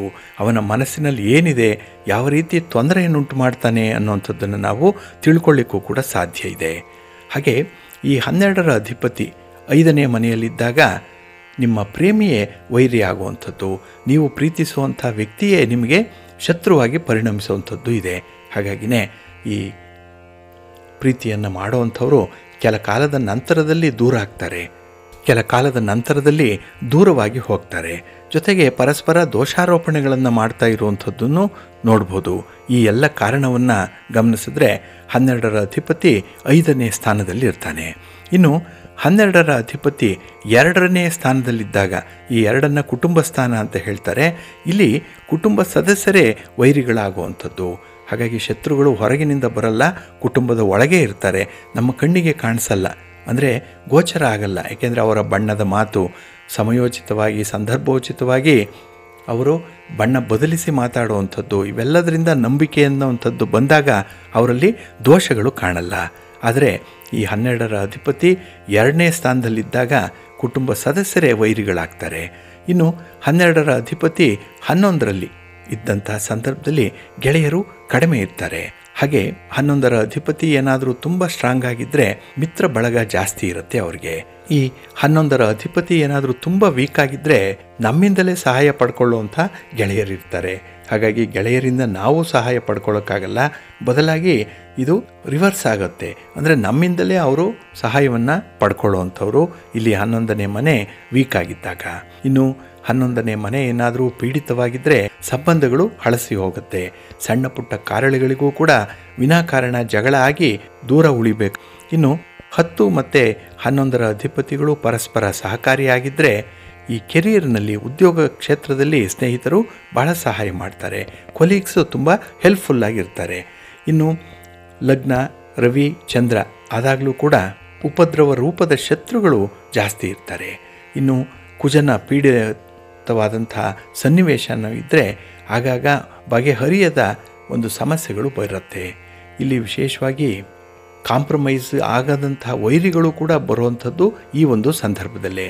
ಇನ್ನು ಕುಜ ಏನಾದರೂ 5ರಲ್ಲಿ ನೀಚನಾಗಿದ್ದರೆ ಕಾಲೇಜು ಜೀವನದಲ್ಲಿ ತುಂಬ ಶತ್ರುಗಳಿರ್ತಾರೆ. 7ನೇ ಮನೆ ಓಪನ್ ಆಗಿರುವಂಥ ಶತ್ರುಗಳನ್ನು ಸೂಚಿಸುವಂಥದ್ದು. ಇನ್ನು ಪಾರ್ಟ್ನರ್ಶಿಪ್ಪನ್ನು ಕೂಡ ಇದು ಹೇಳುತ್ತೆ. ಅಶುಭ ಗ್ರಹಗಳು 7ರಲ್ಲಿದ್ದಾಗ ಶತ್ರುಗಳು ಕಾಟವನ್ನು ಕೊಡಲಿಕ್ಕೆ ಪ್ರಾರಂಭ ಮಾಡ್ತಾರೆ. ಹಾಗಾಗಿ ಬಿಸಿ ತುಪ್ಪದಂತೆ ಇರುವಂಥದ್ದು, ಏಕೆಂದರೆ ವ್ಯಕ್ತಿಯನ್ನು ಬಿಡಲಿಕ್ಕಾಗಲ್ಲ, ಆದರೆ ಅವರ ಸ್ವಭಾವವನ್ನು ಸಹಿಸಲಿಕ್ಕಾಗಲ್ಲ, ಅಂಥ ಒಂದು ಸನ್ನಿವೇಶಗಳು ಉಂಟಾಗುವಂಥದ್ದು ಇದೆ. ಕೆಲವರು ದಾಕ್ಷಿಣ್ಯಕ್ಕೆ ಈ ಒಂದು ಗೆಳೆತನವನ್ನು ಇಟ್ಕೊಂಡಿರ್ತಾರೆ, ಅದಕ್ಕೆ ಇದು ಪ್ರಮುಖವಾದಂಥ ಉದಾಹರಣೆಯಾಗುತ್ತೆ. ಇನ್ನು 11ರ ಅಧಿಪತಿ 12ರಲ್ಲಿದ್ದಾಗ ಗೆಳೆಯರೇ ಶತ್ರುಗಳಾಗ್ಬಿಡ್ತಾರೆ. ಹಾಗಾಗಿನೇ ಯಾವುದೋ ಒಂದು ಸಣ್ಣ ವಿಚಾರಕ್ಕೆ ಮನಸ್ತಾಪಗಳಾಗಿ ಬೇರೆ ಬೇರೆ ಆಗುವಂಥ ಸಾಧ್ಯತೆಗಳು ಈ ಒಂದು ಸಂದರ್ಭದಲ್ಲಿರುತ್ತೆ. ಹಾಗಾಗಿ ಬಂಧುಗಳೇ, ಒಂದು ಕಾಲಕ್ಕೆ ಮಿತ್ರರಾಗಿದ್ದಂಥವರು ಕಾಲಾಂತರದಲ್ಲಿ ಶತ್ರುಗಳಾಗಿ ಮಾರ್ಪಡುವಂಥ ಸಾಧ್ಯತೆಗಳು ಕೂಡ ಇದೆ. ಅದಕ್ಕೆ ಜ್ಯೋತಿಷ್ಯ ಶಾಸ್ತ್ರ ಯಾವ ಯಾವ ಗ್ರಹಗಳು ಯಾವ ರಾಶಿಯಲ್ಲಿರುತ್ತೆ, ಯಾವ ದೃಷ್ಟಿಯಲ್ಲಿ ಇದೆ, ಯಾವ ಕಾಂಬಿನೇಷನ್ನಲ್ಲಿ ಇದೆ ಅನ್ನುವಂಥದ್ದನ್ನು ಮೊದಲು ನೋಡಿಕೊಂಡು ನಂತರ ಅದನ್ನು ನಿಷ್ಕರ್ಷೆ ಮಾಡಲಿಕ್ಕೆ ಸಾಧ್ಯ ಇದೆ. ಹಾಗಾಗಿ ನಿಮ್ಮಿಂದ ಯಾರಾದರೂ ನಿಮ್ಮ ಸ್ನೇಹಿತರು ದೂರ ಆಗಿದ್ದರೆ ನೀವು ಚಿಂತೆ ಮಾಡುವಂಥ ಅಗತ್ಯ ಇಲ್ಲ. ಏಕೆಂದರೆ ಜಾತಕದಲ್ಲಿ ಈಗಾಗಲೇ ಅಂಥ ಒಂದು ಪರಿಸ್ಥಿತಿ ಬರುತ್ತೆ ಅನ್ನುವಂಥದ್ದನ್ನು ತಿಳಿಸಿದ್ದಾರೆ. ಇನ್ನು ಹಣವನ್ನು ಪಡ್ಕೊಂಡು ಕೆಲವರು ಗಂಟು ನಂಟು ಎರಡೂ ಇಲ್ಲದೆ ದೂರ ಹೋಗುವಂಥ ಸಾಧ್ಯತೆಗಳಿರುತ್ತೆ. ಇನ್ನು ಕೆಲವರು ತಮ್ಮ ಒಂದು ವರ್ಚಸ್ಸನ್ನು ಉಳಿಸ್ಕೊಳ್ಳಿಕ್ಕಾಗಿ ಬೇರೆಯವರೊಂದಿಗೆ ಜಗಳ ಮಾಡಿ ಆ ಒಂದು ಸಂಬಂಧವನ್ನು ಕಡಿದುಕೊಳ್ಳುವಂಥವರಿದ್ದಾರೆ. ಇನ್ನು ಕೆಲವರಿಗೆ ಅಹಂ ಇದೆ, ನಮ್ಮದೇ ನಡಿಬೇಕು, ನನ್ನ ಹಠವೇ ಸಾಧನೆ ಆಗಬೇಕು ಅನ್ನೋಂಥವ್ರಿಗೂ ಕೂಡ ಫ್ರೆಂಡ್ಸ್ ಬಹಳ ಕಡಿಮೆ ಇರ್ತಾರೆ. ಹಾಗಾಗಿ ಬಂಧುಗಳೇ, ನಿಮ್ಮ ಒಂದು ಕುಂಡಲಿಯನ್ನು, ನಿಮ್ಮ ರಾಶಿ ಕುಂಡಲಿಯನ್ನು ಈಗ ನೀವು ಪರಿಶೀಲನೆ ಮಾಡಿಕೊಳ್ಳಿ. ಯಾವ ಮನೆಯಲ್ಲಿ ಯಾವ ಗ್ರಹಗಳಿದೆ, ಯಾವ ರೀತಿಯಲ್ಲಿ ಅವರು ಮಿತ್ರತ್ವದಿಂದಿದ್ದಾರಾ, ಶತ್ರುತ್ವದಿಂದ ಇದ್ದಾರಾ ಅನ್ನುವಂಥದ್ದನ್ನು ನಿಷ್ಕರ್ಷೆ ಮಾಡಿಕೊಳ್ಬೋದು. ಹಾಗಾಗಿ ಜೀವನ ಅಂತ ಹೇಳಿದ್ರೆ ಎಲ್ಲರೊಂದಿಗೆ ಸಹಜೀವನವನ್ನು ನಡೆಸಬೇಕು, ನಗುನಗ್ತಾ ಬಾಳಬೇಕು ಅನ್ನುವಂಥ ವಿಚಾರಧಾರೆಗಳು ನಮ್ಮದಿದ್ದರೆ, ಆದರೆ ನಮ್ಮ ಪೂರ್ವಾರ್ಜಿತ ಕರ್ಮದ ಫಲದಂತೆ ಈ ಗ್ರಹಗತಿಗಳು ನಮಗೆ ಕಾಣಿಸ್ಕೊಳ್ತಾ ಇರುತ್ತೆ. ಹಾಗಾಗಿ ನಾವು ಭಗವಂತನ ಸ್ಮರಣೆ ಮಾಡ್ತಾ ಒಳ್ಳೆಯದಾಗಲಿ ಅಂತ ಹೇಳಿ ಪ್ರಾರ್ಥನೆ ಮಾಡಿಕೊಳ್ಳೋಣ. ಬನ್ನಿ ಪ್ರೀತಿಯ ಬಂಧುಗಳೇ, ಇನ್ನು ಮುಂದೆ ದ್ವಾದಶ ರಾಶಿಯವರ ಗೋಚಾರ ಫಲಗಳು ಹೇಗಿವೆ ನೋಡೋಣ ಬನ್ನಿ. ಮೊದಲಿಗೆ ಮೇಷರಾಶಿ. ಮೇಷರಾಶಿಯವರಿಗೆ ಈ ದಿನ ಉದ್ಯೋಗ ಸ್ಥಾನದಲ್ಲಿ ಚಂದ್ರ ಇದ್ದಾನೆ. ಹಾಗಾಗಿನೇ ನಿಮ್ಮ ಕೆಲಸ ಕಾರ್ಯಗಳಲ್ಲಿ ಯಶಸ್ಸು ಸಿಕ್ಕುವಂಥ ಎಲ್ಲ ಸೂಚನೆಗಳು ಕೂಡ ಇದೆ. ಹಾಗೆ ಕೆಲವು ಪ್ರಮುಖ ವ್ಯವಹಾರಗಳಲ್ಲಿ ನಿಮ್ಮ ಆತ್ಮೀಯರ ಸಲಹೆಗಳು ಕೂಡಿ ಬರುತ್ತೆ. ಹಾಗೆ ಕುಟುಂಬಸ್ಥರ ನೆರವು ಬಹಳ ವಿಶೇಷವಾಗಿ ಎಲ್ಲ ಕೆಲಸಗಳಿಗೂ ಕೂಡ ಈ ದಿನ ನಿಮಗೆ ಸಿಕ್ಕುವಂಥದ್ದು. ಹಾಗೆ ಈ ಮೌಲ್ಯಯುತವಾದಂತಹ ಒಂದು ವಿಚಾರಗಳಲ್ಲಿ ನಿಮ್ಮ ಒಂದು ಅನಿಸಿಕೆಯನ್ನು ಹೇಳುವಂಥ ಒಂದು ಪ್ರಸ್ತಾಪ ಕೂಡ ಒದಗಿ ಬರುತ್ತೆ. ಹಾಗಾಗಿ ಈ ದಿನದ ಒಂದು ವಿದ್ಯಮಾನಗಳಲ್ಲಿ ನಿಮ್ಮ ಒಂದು ಅಭಿಪ್ರಾಯಕ್ಕೂ ಕೂಡ ಕೆಲವೊಂದು ಮನ್ನಣೆಗಳು ಸಿಕ್ಕುವಂಥದ್ದು ಕೂಡ ಇರುತ್ತೆ. ಹಾಗೆ ಯಾವುದೇ ಒಂದು ವಿಚಾರದಲ್ಲೂ ಕೂಡ ನಿಮ್ಮ ಮಾತಿನ ಮೌಲ್ಯ ಯಾರಿಗೆ ತಿಳಿಯಲ್ಲ ಅವರೆದುರಿಗೆ ಮೌನವಾಗಿರುವಂಥದ್ದೇ ಉತ್ತಮ ಅನ್ನುವಂಥ ಒಂದು ಬುದ್ಧನ ಮಾತನ್ನು ಈ ಸಂದರ್ಭದಲ್ಲಿ ನೀವು ಜ್ಞಾಪಕದಲ್ಲಿಟ್ಕೊಳ್ಬೇಕು. ಹಾಗಾಗಿ ಎಲ್ಲಿ ಮಾನ್ಯತೆ ಇದೆಯೋ ಅಲ್ಲಿ ಮಾತಾಡಿ, ಎಲ್ಲಿ ಮಾನ್ಯತೆ ಇಲ್ಲ ಅಲ್ಲಿ ಮೌನವಾಗಿರಿ. ಹಾಗೆ ಈ ದಿನದಲ್ಲಿ ನಿಮ್ಮ ವ್ಯಾಪಾರ, ವ್ಯವಹಾರ, ಉದ್ಯೋಗ, ನಿಮ್ಮ ಚಟುವಟಿಕೆ ಯಾವುದೇ ರೀತಿಯ ಕೆಲಸ ಕಾರ್ಯಗಳಿದ್ದರೂ ಕೂಡ ಅದಕ್ಕೆ ಒಂದು ಹೊಸ ಪ್ರೋತ್ಸಾಹ ಸಿಕ್ಕತ್ತೆ. ಹೊಸದಾಗಿ ಒಂದು ಮೋಟಿವೇಶನ್ ಅನ್ನುವಂಥದ್ದು ನಿಮಗೆ ಒದಗಿ ಬರುತ್ತೆ. ಹಾಗಾಗಿ ಈ ದಿನ ಕೆಲಸ ಕಾರ್ಯಗಳನ್ನು ಮಾಡುವಂಥ ಒಂದು ವಿಶೇಷ ಆಸಕ್ತಿಯನ್ನು ಉಳಿಸ್ಕೊಳ್ತೀರಿ. ಹಾಗೆ ಆ ಕೆಲಸಗಳಿಂದ ಬರುವಂಥ ಒಂದು ಪ್ರತಿಫಲ ಏನಿದೆ ಅದು ತುಂಬ ಅನುಕೂಲಕರವಾಗೂ ಇರುತ್ತೆ. ಹಾಗಾಗಿ ನಿಮ್ಮ ಇಷ್ಟ ದೇವರನ್ನು ಸ್ಮರಣೆ ಮಾಡೋದ್ರ ಜೊತೆಗೆ ಈ ದಿನ ನಿಮ್ಮ ಮನೆ ದೇವರನ್ನು ಸ್ಮರಣೆ ಮಾಡ್ತಾ ಇರಿ. ಲಕ್ಷ್ಮೀ ವೆಂಕಟೇಶ್ವರ ಸ್ವಾಮಿ ಆರಾಧನೆ ಮಾಡಿ ಈ ದಿನ ಒಳ್ಳೆಯದಾಗತ್ತೆ. ನಿಮ್ಮ ಅದೃಷ್ಟದ ಬಣ್ಣ ತಿಳಿ ಹಸಿರು, ಅದೃಷ್ಟದ ದಿಕ್ಕು ಪೂರ್ವ ದಿಕ್ಕು, ಅದೃಷ್ಟ ಸಂಖ್ಯೆ 1. ವೃಷಭ ರಾಶಿ. ವೃಷಭ ರಾಶಿಯವರಿಗೆ ಈ ದಿನ ಭಾಗ್ಯಸ್ಥಾನದಲ್ಲಿ ಚಂದ್ರ ಇರುವಂಥ ದಿನ. ಹಾಗಾಗಿನೇ ಈ ದಿನದ ಆದಾಯದಲ್ಲಿ ವ್ಯಯದಲ್ಲಿ ಸ್ವಲ್ಪ ವ್ಯತ್ಯಾಸಗಳಾಗುವಂಥದ್ದು ಇದೆ. ಅಂದರೆ ಆದಾಯಕ್ಕಿಂತ ವ್ಯಯ ಜಾಸ್ತಿ ಆಗುತ್ತೆ, ಖರ್ಚು ಜಾಸ್ತಿ ಆಗುತ್ತೆ ಈ ದಿನ. ಹಾಗಾಗಿನೇ ಈ ಬುಧನ ಒಂದು ಕಾರಕತ್ವದಂತೆ ಸ್ವಲ್ಪ ಲೆಕ್ಕಾಚಾರದಲ್ಲೇ ಈ ದಿನ ಮುಂದುವರಿಯುವಂಥದ್ದು ಬಹಳ ಉತ್ತಮ. ಇನ್ನು ವ್ಯಾಪಾರಸ್ಥರು, ವ್ಯವಹಾರಸ್ಥರು ಯಾವುದೇ ರೀತಿಯ ದೊಡ್ಡ ಬಂಡವಾಳ ಹಾಕಿ ಈ ವ್ಯಾಪಾರವನ್ನು ಬದಲಾವಣೆ ಮಾಡಬೇಕು ಅನ್ನುವಂಥ ಒಂದು ಆಸೆ ಏನಾದರೂ ಇದ್ದರೆ ಸದ್ಯಕ್ಕೆ ಅದನ್ನು ನಿಲ್ಲಿಸ್ಬಿಡಿ. ಏಕೆಂದರೆ ನಿಮ್ಮ ಯಾವುದೇ ಪ್ರಯತ್ನ ನಿಮ್ಮ ಅನುಕೂಲಕರವಾದಂಥ ರೀತಿಯಲ್ಲಿ ಒಂದು ಪರಿಹಾರವನ್ನು ತರಲ್ಲ. ಹಾಗೆ ಈ ದಿನ ಕೆಲಸ ಕಾರ್ಯಗಳು ಸ್ವಲ್ಪ ಮಂದಗತಿಯಲ್ಲಿ ಸಾಗುವಂಥದ್ದು, ಇದು ಕೂಡ ನಿಮಗೆ ಬೇಸರವನ್ನು ತಲಿಸುತ್ತೆ. ಹಣಕಾಸಿನ ಸಮಸ್ಯೆಯಿಂದ ಈ ಹೊಸ ಸಾಲದ ಪ್ರಯತ್ನಗಳು ಕೂಡ ನಡೆಯುವಂಥದ್ದು ಇದೆ. ಹಾಗಾಗಿನೇ ಈ ದಿನ ಒಂದಲ್ಲ ಎರಡು ಹೊಡೆತಗಳು ನಿಮಗೆ ಬೀಳುವಂಥದ್ದು. ಏನಂದರೆ ಒಂದು ಕೆಲಸ ಕಾರ್ಯಗಳು ಸಕಾಲಕ್ಕೆ ಆಗಲ್ಲ, ಇನ್ನೊಂದು ನಿಮಗೆ ಬೇಕಾದಂಥ ಹಣಕಾಸಿನ ನೆರವು ಸಕಾಲಕ್ಕೆ ಸಿಕ್ಕಲ್ಲ. ಇದರಿಂದ ಮನಸ್ಸಿಗೆ ಸ್ವಲ್ಪ ಬೇಸರ ಉಂಟಾಗುವಂಥದ್ದು ಇದೆ. ಹಾಗೆ ಈ ದಿನ ನಿಮ್ಮ ಸಂಗಾತಿಯನ್ನು, ನಿಮ್ಮ ಕುಟುಂಬಸ್ಥರನ್ನು, ನಿಮ್ಮ ಸ್ನೇಹಿತರನ್ನು ಖುಷಿಯಾಗಿಡಬೇಕು. ಅವರಿಂದ ನಿಮ್ಮ ನಿರೀಕ್ಷೆಗಳೇನಿದೆ ಅದು ಹಸಿರಾಗಿರಬೇಕು ಅನ್ನುವಂಥ ಒಂದು ಪ್ರಯತ್ನದಲ್ಲಿರ್ತೀರಿ. ಆದರೆ ಎಲ್ಲರನ್ನೂ ಕೂಡ ಖುಷಿಯಾಗಿಡುವಂಥದ್ದು ಯಾರಿಂದಲೂ ಕೂಡ ಸಾಧ್ಯ ಇಲ್ಲ. ಆದರೆ ಎಲ್ಲರೊಂದಿಗೆ ಖುಷಿಯಾಗಿರಲಿಕ್ಕೆ ಎಲ್ರಿಗೂ ಸಾಧ್ಯ. ಹಾಗಾಗಿ ನೀವು ಖುಷಿಯಾಗಿರಿ, ನೀವು ಸಂತೋಷವಾಗಿರಿ, ಅವರು ಕೂಡ ಆ ಖುಷಿಯನ್ನು ನಿಮಗೆ ಪ್ರತಿರೂಪವಾಗಿ ಕೊಡ್ತಾರೆ. ಹಾಗೆ ಈ ದಿನ ಈ ಪ್ರಯತ್ನಗಳೇನಿದೆ ಅದು ವ್ಯರ್ಥ ಪ್ರಯತ್ನ ಆಗಬಾರ್ದು. ಆ ರೀತಿಯಲ್ಲಿ ಈ ಕೆಲಸಗಳಲ್ಲಿ ಮತ್ತು ನಿಮ್ಮ ಪ್ರಯತ್ನಗಳಲ್ಲಿ ಅಲ್ಪ ಸ್ವಲ್ಪ ಬದಲಾವಣೆಗಳನ್ನು ಮಾಡಿಕೊಳ್ಳಿ. ಅಡ್ಯಾಪ್ಟಬಿಲಿಟಿ ಇರಲಿ, ಒಳ್ಳೆಯದಾಗತ್ತೆ. ಹಾಗೆ ಈ ದಿನ ಆಧ್ಯಾತ್ಮಿಕ ಚಿಂತನೆಗಳು ಕೂಡ ಹೆಚ್ಚಾಗುವಂಥದ್ದು. ಜೊತೆಗೆ ಕುಟುಂಬದಲ್ಲಿರುವಂಥ ಹಿರಿಯರ ಕಡೆ ಸ್ವಲ್ಪ ಗಮನ ಕೊಡಬೇಕಾದಂಥ ಒಂದು ಜವಾಬ್ದಾರಿ ನಿಮ್ಮ ಮೇಲೂ ಕೂಡ ಇರುತ್ತೆ. ಈ ದಿನ ನಿಮ್ಮ ಮನೆ ದೇವರನ್ನು ಸ್ಮರಣೆ ಮಾಡ್ತಾಯಿರಿ. ಹಾಗೆ ಭಕ್ತಿಯಿಂದ ಈ ದಿನ ನೀವು ನವಗ್ರಹ ಸ್ತೋತ್ರವನ್ನು ಹೇಳ್ಕೊಳ್ಳಿ, ನವಗ್ರಹಗಳ ದರ್ಶನ ಮಾಡಿಕೊಳ್ಳಿ, ಒಳ್ಳೆಯದಾಗತ್ತೆ. ನಿಮ್ಮ ಅದೃಷ್ಟದ ಬಣ್ಣ ಗುಲಾಬಿ, ಅದೃಷ್ಟದ ದಿಕ್ಕು ಈಶಾನ್ಯ ದಿಕ್ಕು, ಅದೃಷ್ಟ ಸಂಖ್ಯೆ 3. ಮಿಥುನ ರಾಶಿ. ಮಿಥುನ ರಾಶಿಯವರಿಗೆ ಈ ದಿನ ಅಷ್ಟಮದಲ್ಲಿ ಚಂದ್ರ ಇರುವಂಥ ದಿನ. ಹಾಗಾಗಿನೇ ನಿಮ್ಮ ಕೆಲಸ ಕಾರ್ಯಗಳಲ್ಲಿ ಸ್ವಲ್ಪ ನಿಗಾ ಇರಬೇಕು, ಹೈಯೆಸ್ಟ್ ಕಾನ್ಸಂಟ್ರೇಷನ್ ಬೇಕು. ಇಲ್ಲಾಂದರೆ ಆ ಕೆಲಸಗಳಿಂದ ಸ್ವಲ್ಪ ಅವಘಡಗಳಾಗುವಂಥ ಸಾಧ್ಯತೆಗಳು ಕೂಡ ಇದೆ. ಹಾಗೆ ಈ ದಿನ ನಿಮ್ಮ ಪ್ರತಿಭೆ ಬೆಳಕಿಗೆ ಬರುವಂಥ ಸಂದರ್ಭ ಕೂಡ ಇದೆ. ಅದರ ಜೊತೆಯಲ್ಲೇ ಕೆಲವೊಂದು ಮೂದಲಿಕೆಯ ಮಾತುಗಳನ್ನು ಕೂಡ ಕೇಳಬೇಕಾಗತ್ತೆ. ಹಾಗೆ ಈ ದಿನ ನಿಮ್ಮಲ್ಲಿರುವಂಥ ಒಂದು ವ್ಯಕ್ತಿತ್ವ, ನಿಮ್ಮ ಟ್ಯಾಲೆಂಟು ಅಥವಾ ನಿಮಗಿರುವಂಥ ಒಂದು ಕೌಶಲ್ಯ, ಇದಕ್ಕೆ ಸೂಕ್ತವಾದಂತಹ ಸ್ಥಾನಮಾನಗಳು ಸಿಕ್ಕತ್ತೆ. ಆದರೆ ನಿಮ್ಮನ್ನು ಕಂಡು, ನಿಮ್ಮ ಪ್ರಗತಿಯನ್ನು ಕಂಡು ಅಸೂಯೆ ಪಡುವಂಥವರ ಸಂಖ್ಯೆ ಕೂಡ ಅಷ್ಟೇ ಪ್ರಮಾಣದಲ್ಲಿರುತ್ತೆ. ಹಾಗಾಗಿ ಅವರ ಪ್ರತಿರೋಧವನ್ನು ನೀವು ಪರೋಕ್ಷವಾಗಿ ಎದುರಿಸುವಂಥ ಸನ್ನಿವೇಶ ಬರ್ಬೋದು. ಎದುರಿಗೆ ಬರಲ್ಲ, ಆದರೆ ತೆರೆಯ ಮರೆಯಲ್ಲಿ ಅವರು ಆಡುವಂಥ ನಾಟಕ ನಿಮ್ಮನ್ನು ಸ್ವಲ್ಪ ಬಾಧಿಸುತ್ತೆ ಈ ದಿನದಲ್ಲಿ. ಹಾಗೆ ವೃತ್ತಿಯಲ್ಲಿ, ವ್ಯಾಪಾರದಲ್ಲಿ ನಿರೀಕ್ಷೆಯಂತೆ ಪ್ರಗತಿಗಳು ಸಾಧ್ಯ ಆಗಲ್ಲ. ಇದು ಕೂಡ ಕೆಲವೊಂದು ಸಂದರ್ಭದಲ್ಲಿ ನಿಮಗೆ ಬೇಸರವನ್ನು ತರಿಸುತ್ತೆ. ಇನ್ನು ಅಧಿಕಾರಿಗಳ ಜೊತೆ ನಡೆಸುವಂಥ ಚರ್ಚೆಗಳು ಫಲಪ್ರದವಾಗಲ್ಲ. ಇನ್ನು ಕುಟುಂಬದಲ್ಲಿ ನೀವು ನಿರೀಕ್ಷೆ ಮಾಡಿದಂಥ ಸಹಕಾರಗಳು ಸಕಾಲಕ್ಕೆ ಸಿಕ್ಕಲ್ಲ. ಹಾಗೆ ಕೆಲಸದ ಹೊರೆ ಜಾಸ್ತಿ ಆಗಿಬಿಡುತ್ತೆ ಈ ದಿನ ಇದ್ದಕ್ಕಿದ್ದಾಗೆ. ಇನ್ನು ನಿಮ್ಮ ಸಂಗಾತಿ, ನಿಮ್ಮ ಪ್ರೀತಿ ಪಾತ್ರರ ಮಾತು, ಅವರ ನಡತೆ, ನಡವಳಿಕೆ ಅದು ಕೂಡ ಇಷ್ಟ ಆಗಲ್ಲ. ಎಲ್ಲ ಒಂದು ಕಡೆ ಪ್ರಪಂಚವೇ ಬದಲಾವಣೆ ಆಗ್ತಾ ಇದೆ ಅನ್ನುವಂಥ ಭಾವನೆ ಮನಸ್ಸಿಗೆ ಬರುತ್ತೆ. ಆದರೆ ಪ್ರಪಂಚ ಬದಲಾಗ್ತಾ ಇಲ್ಲ, ನೀವು ನೋಡುವಂಥ ದೃಷ್ಟಿಕೋನದಲ್ಲಿ ಬದಲಾವಣೆ ಆಗ್ತಾ ಇದೆ. ಹಾಗಾಗಿನೇ ಈ ಸಂದರ್ಭೋಚಿತವಾಗಿ ನಿಮ್ಮ ದೃಷ್ಟಿಕೋನವನ್ನು ಬದಲಾವಣೆ ಮಾಡಿಕೊಳ್ಳುವಂಥ ಒಂದು ಪ್ರಯತ್ನವನ್ನು ಮಾಡಿ. ನಿಮ್ಮ ಮನೆ ದೇವರನ್ನು ಸ್ಮರಣೆ ಮಾಡ್ತಾಯಿರಿ. ಹಾಗೆ ಭಕ್ತಿಯಿಂದ ಈ ದಿನ ಸುಬ್ರಹ್ಮಣ್ಯ ಸ್ತೋತ್ರವನ್ನು ಹೇಳ್ಕೊಳ್ಳಿ, ಸುಬ್ರಹ್ಮಣ್ಯ ಸ್ವಾಮಿಯ ದರ್ಶನ ಮಾಡಿಕೊಳ್ಳಿ, ಒಳ್ಳೆಯದಾಗತ್ತೆ. ನಿಮ್ಮ ಅದೃಷ್ಟದ ಬಣ್ಣ ಕೆಂಪು, ಅದೃಷ್ಟದ ದಿಕ್ಕು ಈಶಾನ್ಯ ದಿಕ್ಕು, ಅದೃಷ್ಟ ಸಂಖ್ಯೆ 2. ಕರ್ಕಾಟಕ ರಾಶಿ. ಕರ್ಕಾಟಕ ರಾಶಿಯವರಿಗೆ ಈ ದಿನ ಕಳತ್ರ ಸ್ಥಾನದಲ್ಲಿ ಚಂದ್ರ ಇರುವಂಥ ದಿನ. ಹಾಗಾಗಿನೇ ಕುಟುಂಬದಲ್ಲಿ ಬಹಳ ವಿಶೇಷವಾಗಿ ಸಂತೋಷ ಇದೆ. ಕುಟುಂಬಸ್ಥರ ಬೆಂಬಲ ಚೆನ್ನಾಗಿದೆ. ಕೈಗೊಂಡ ಕೆಲಸ ಕಾರ್ಯಗಳಲ್ಲಿ ಕಾರ್ಯಸಿದ್ಧಿ ಉಂಟಾಗುತ್ತೆ. ಹಾಗೆ ಈ ದಿನದಲ್ಲಿ ಯಾವುದೇ ಒಂದು ಕೆಲಸ ಕಾರ್ಯಗಳಿಗೂ ಕೂಡ ನಿಮ್ಮ ಸಂಗಾತಿ, ನಿಮ್ಮ ಪ್ರೀತಿ ಪಾತ್ರರ ನೆರವು ಪರೋಕ್ಷವಾಗಿ ಪ್ರತ್ಯಕ್ಷವಾಗಿ ಸಿಕ್ಕುವಂಥದ್ದು ಕೂಡ ಇದೆ. ಹಾಗಾಗಿ ವ್ಯಾಪಾರದಲ್ಲಿ, ಉದ್ಯೋಗದಲ್ಲಿ ಇದ್ದಂಥ ಸಮಸ್ಯೆಗಳು ಬಗೆಹರಿಯುತ್ತೆ. ಇನ್ನು ಈ ದಿನ ಕುಟುಂಬ ಸದಸ್ಯರೊಂದಿಗೆ ದೇವಾಲಯ ಭೇಟಿ ಮಾಡುವಂಥದ್ದು, ಧಾರ್ಮಿಕ ಕ್ಷೇತ್ರದ ಭೇಟಿ ಅಥವಾ ಧಾರ್ಮಿಕ ಕಾರ್ಯಕ್ರಮಗಳು, ಮನೆಯಲ್ಲಿ ಆಗಬೇಕಾಗಿರುವಂಥ ಶುಭ ಕಾರ್ಯ, ಇಂಥ ವಿಚಾರಗಳಲ್ಲಿ ಈ ದಿನ ನಿಮ್ಮನ್ನು ನೀವು ತೊಡಗಿಸ್ಕೊಳ್ತೀರಿ. ಹಾಗಾಗಿನೇ ಮನಸ್ಸಿಗೆ ತುಂಬ ಖುಷಿ ಕೊಡುವಂಥ ಸನ್ನಿವೇಶದಲ್ಲಿ ಹೆಚ್ಚು ಹೆಚ್ಚು ಇರುವಂಥ ಸಾಧ್ಯತೆಗಳು ಕೂಡ ಇದೆ. ಹಾಗೆ ಈ ದಿನ ಗೆಲುವಿಗಾಗಿ ಹೋರಾಟ ಮಾಡುವಂಥದ್ದು, ಇದು ನಿಮ್ಮ ಅಂತಃಶಕ್ತಿಯನ್ನು ಹೆಚ್ಚಿಸುತ್ತೆ, ಕಾನ್ಫಿಡೆನ್ಸ್ ಲೆವೆಲನ್ನು ಹೆಚ್ಚು ಮಾಡುತ್ತೆ ಈ ದಿನ.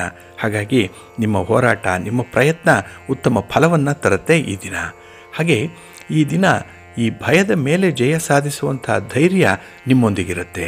ಹಾಗಾಗಿನೇ ಕೆಲವೊಂದು ವಿಚಾರಗಳಲ್ಲಿ ಹಿನ್ನಡೆ ಇತ್ತು, ಭಯ ಇತ್ತು, ಆತಂಕ ಇತ್ತು, ಅದೆಲ್ಲವೂ ಕೂಡ ನಿವಾರಣೆಯಾಗಿ ಆ ಒಂದು ಸಮಸ್ಯೆಯನ್ನು ಬಹಳ ದಿಟ್ಟತನದಿಂದ ಬಗೆಹರಿಸ್ತೀರಿ.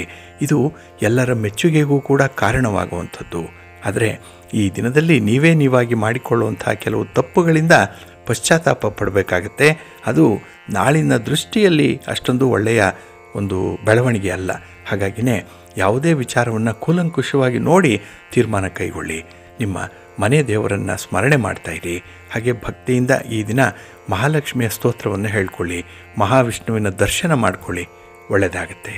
ನಿಮ್ಮ ಅದೃಷ್ಟದ ಬಣ್ಣ ಗುಲಾಬಿ, ಅದೃಷ್ಟದ ದಿಕ್ಕು ಈಶಾನ್ಯ ದಿಕ್ಕು, ಅದೃಷ್ಟ ಸಂಖ್ಯೆ 1.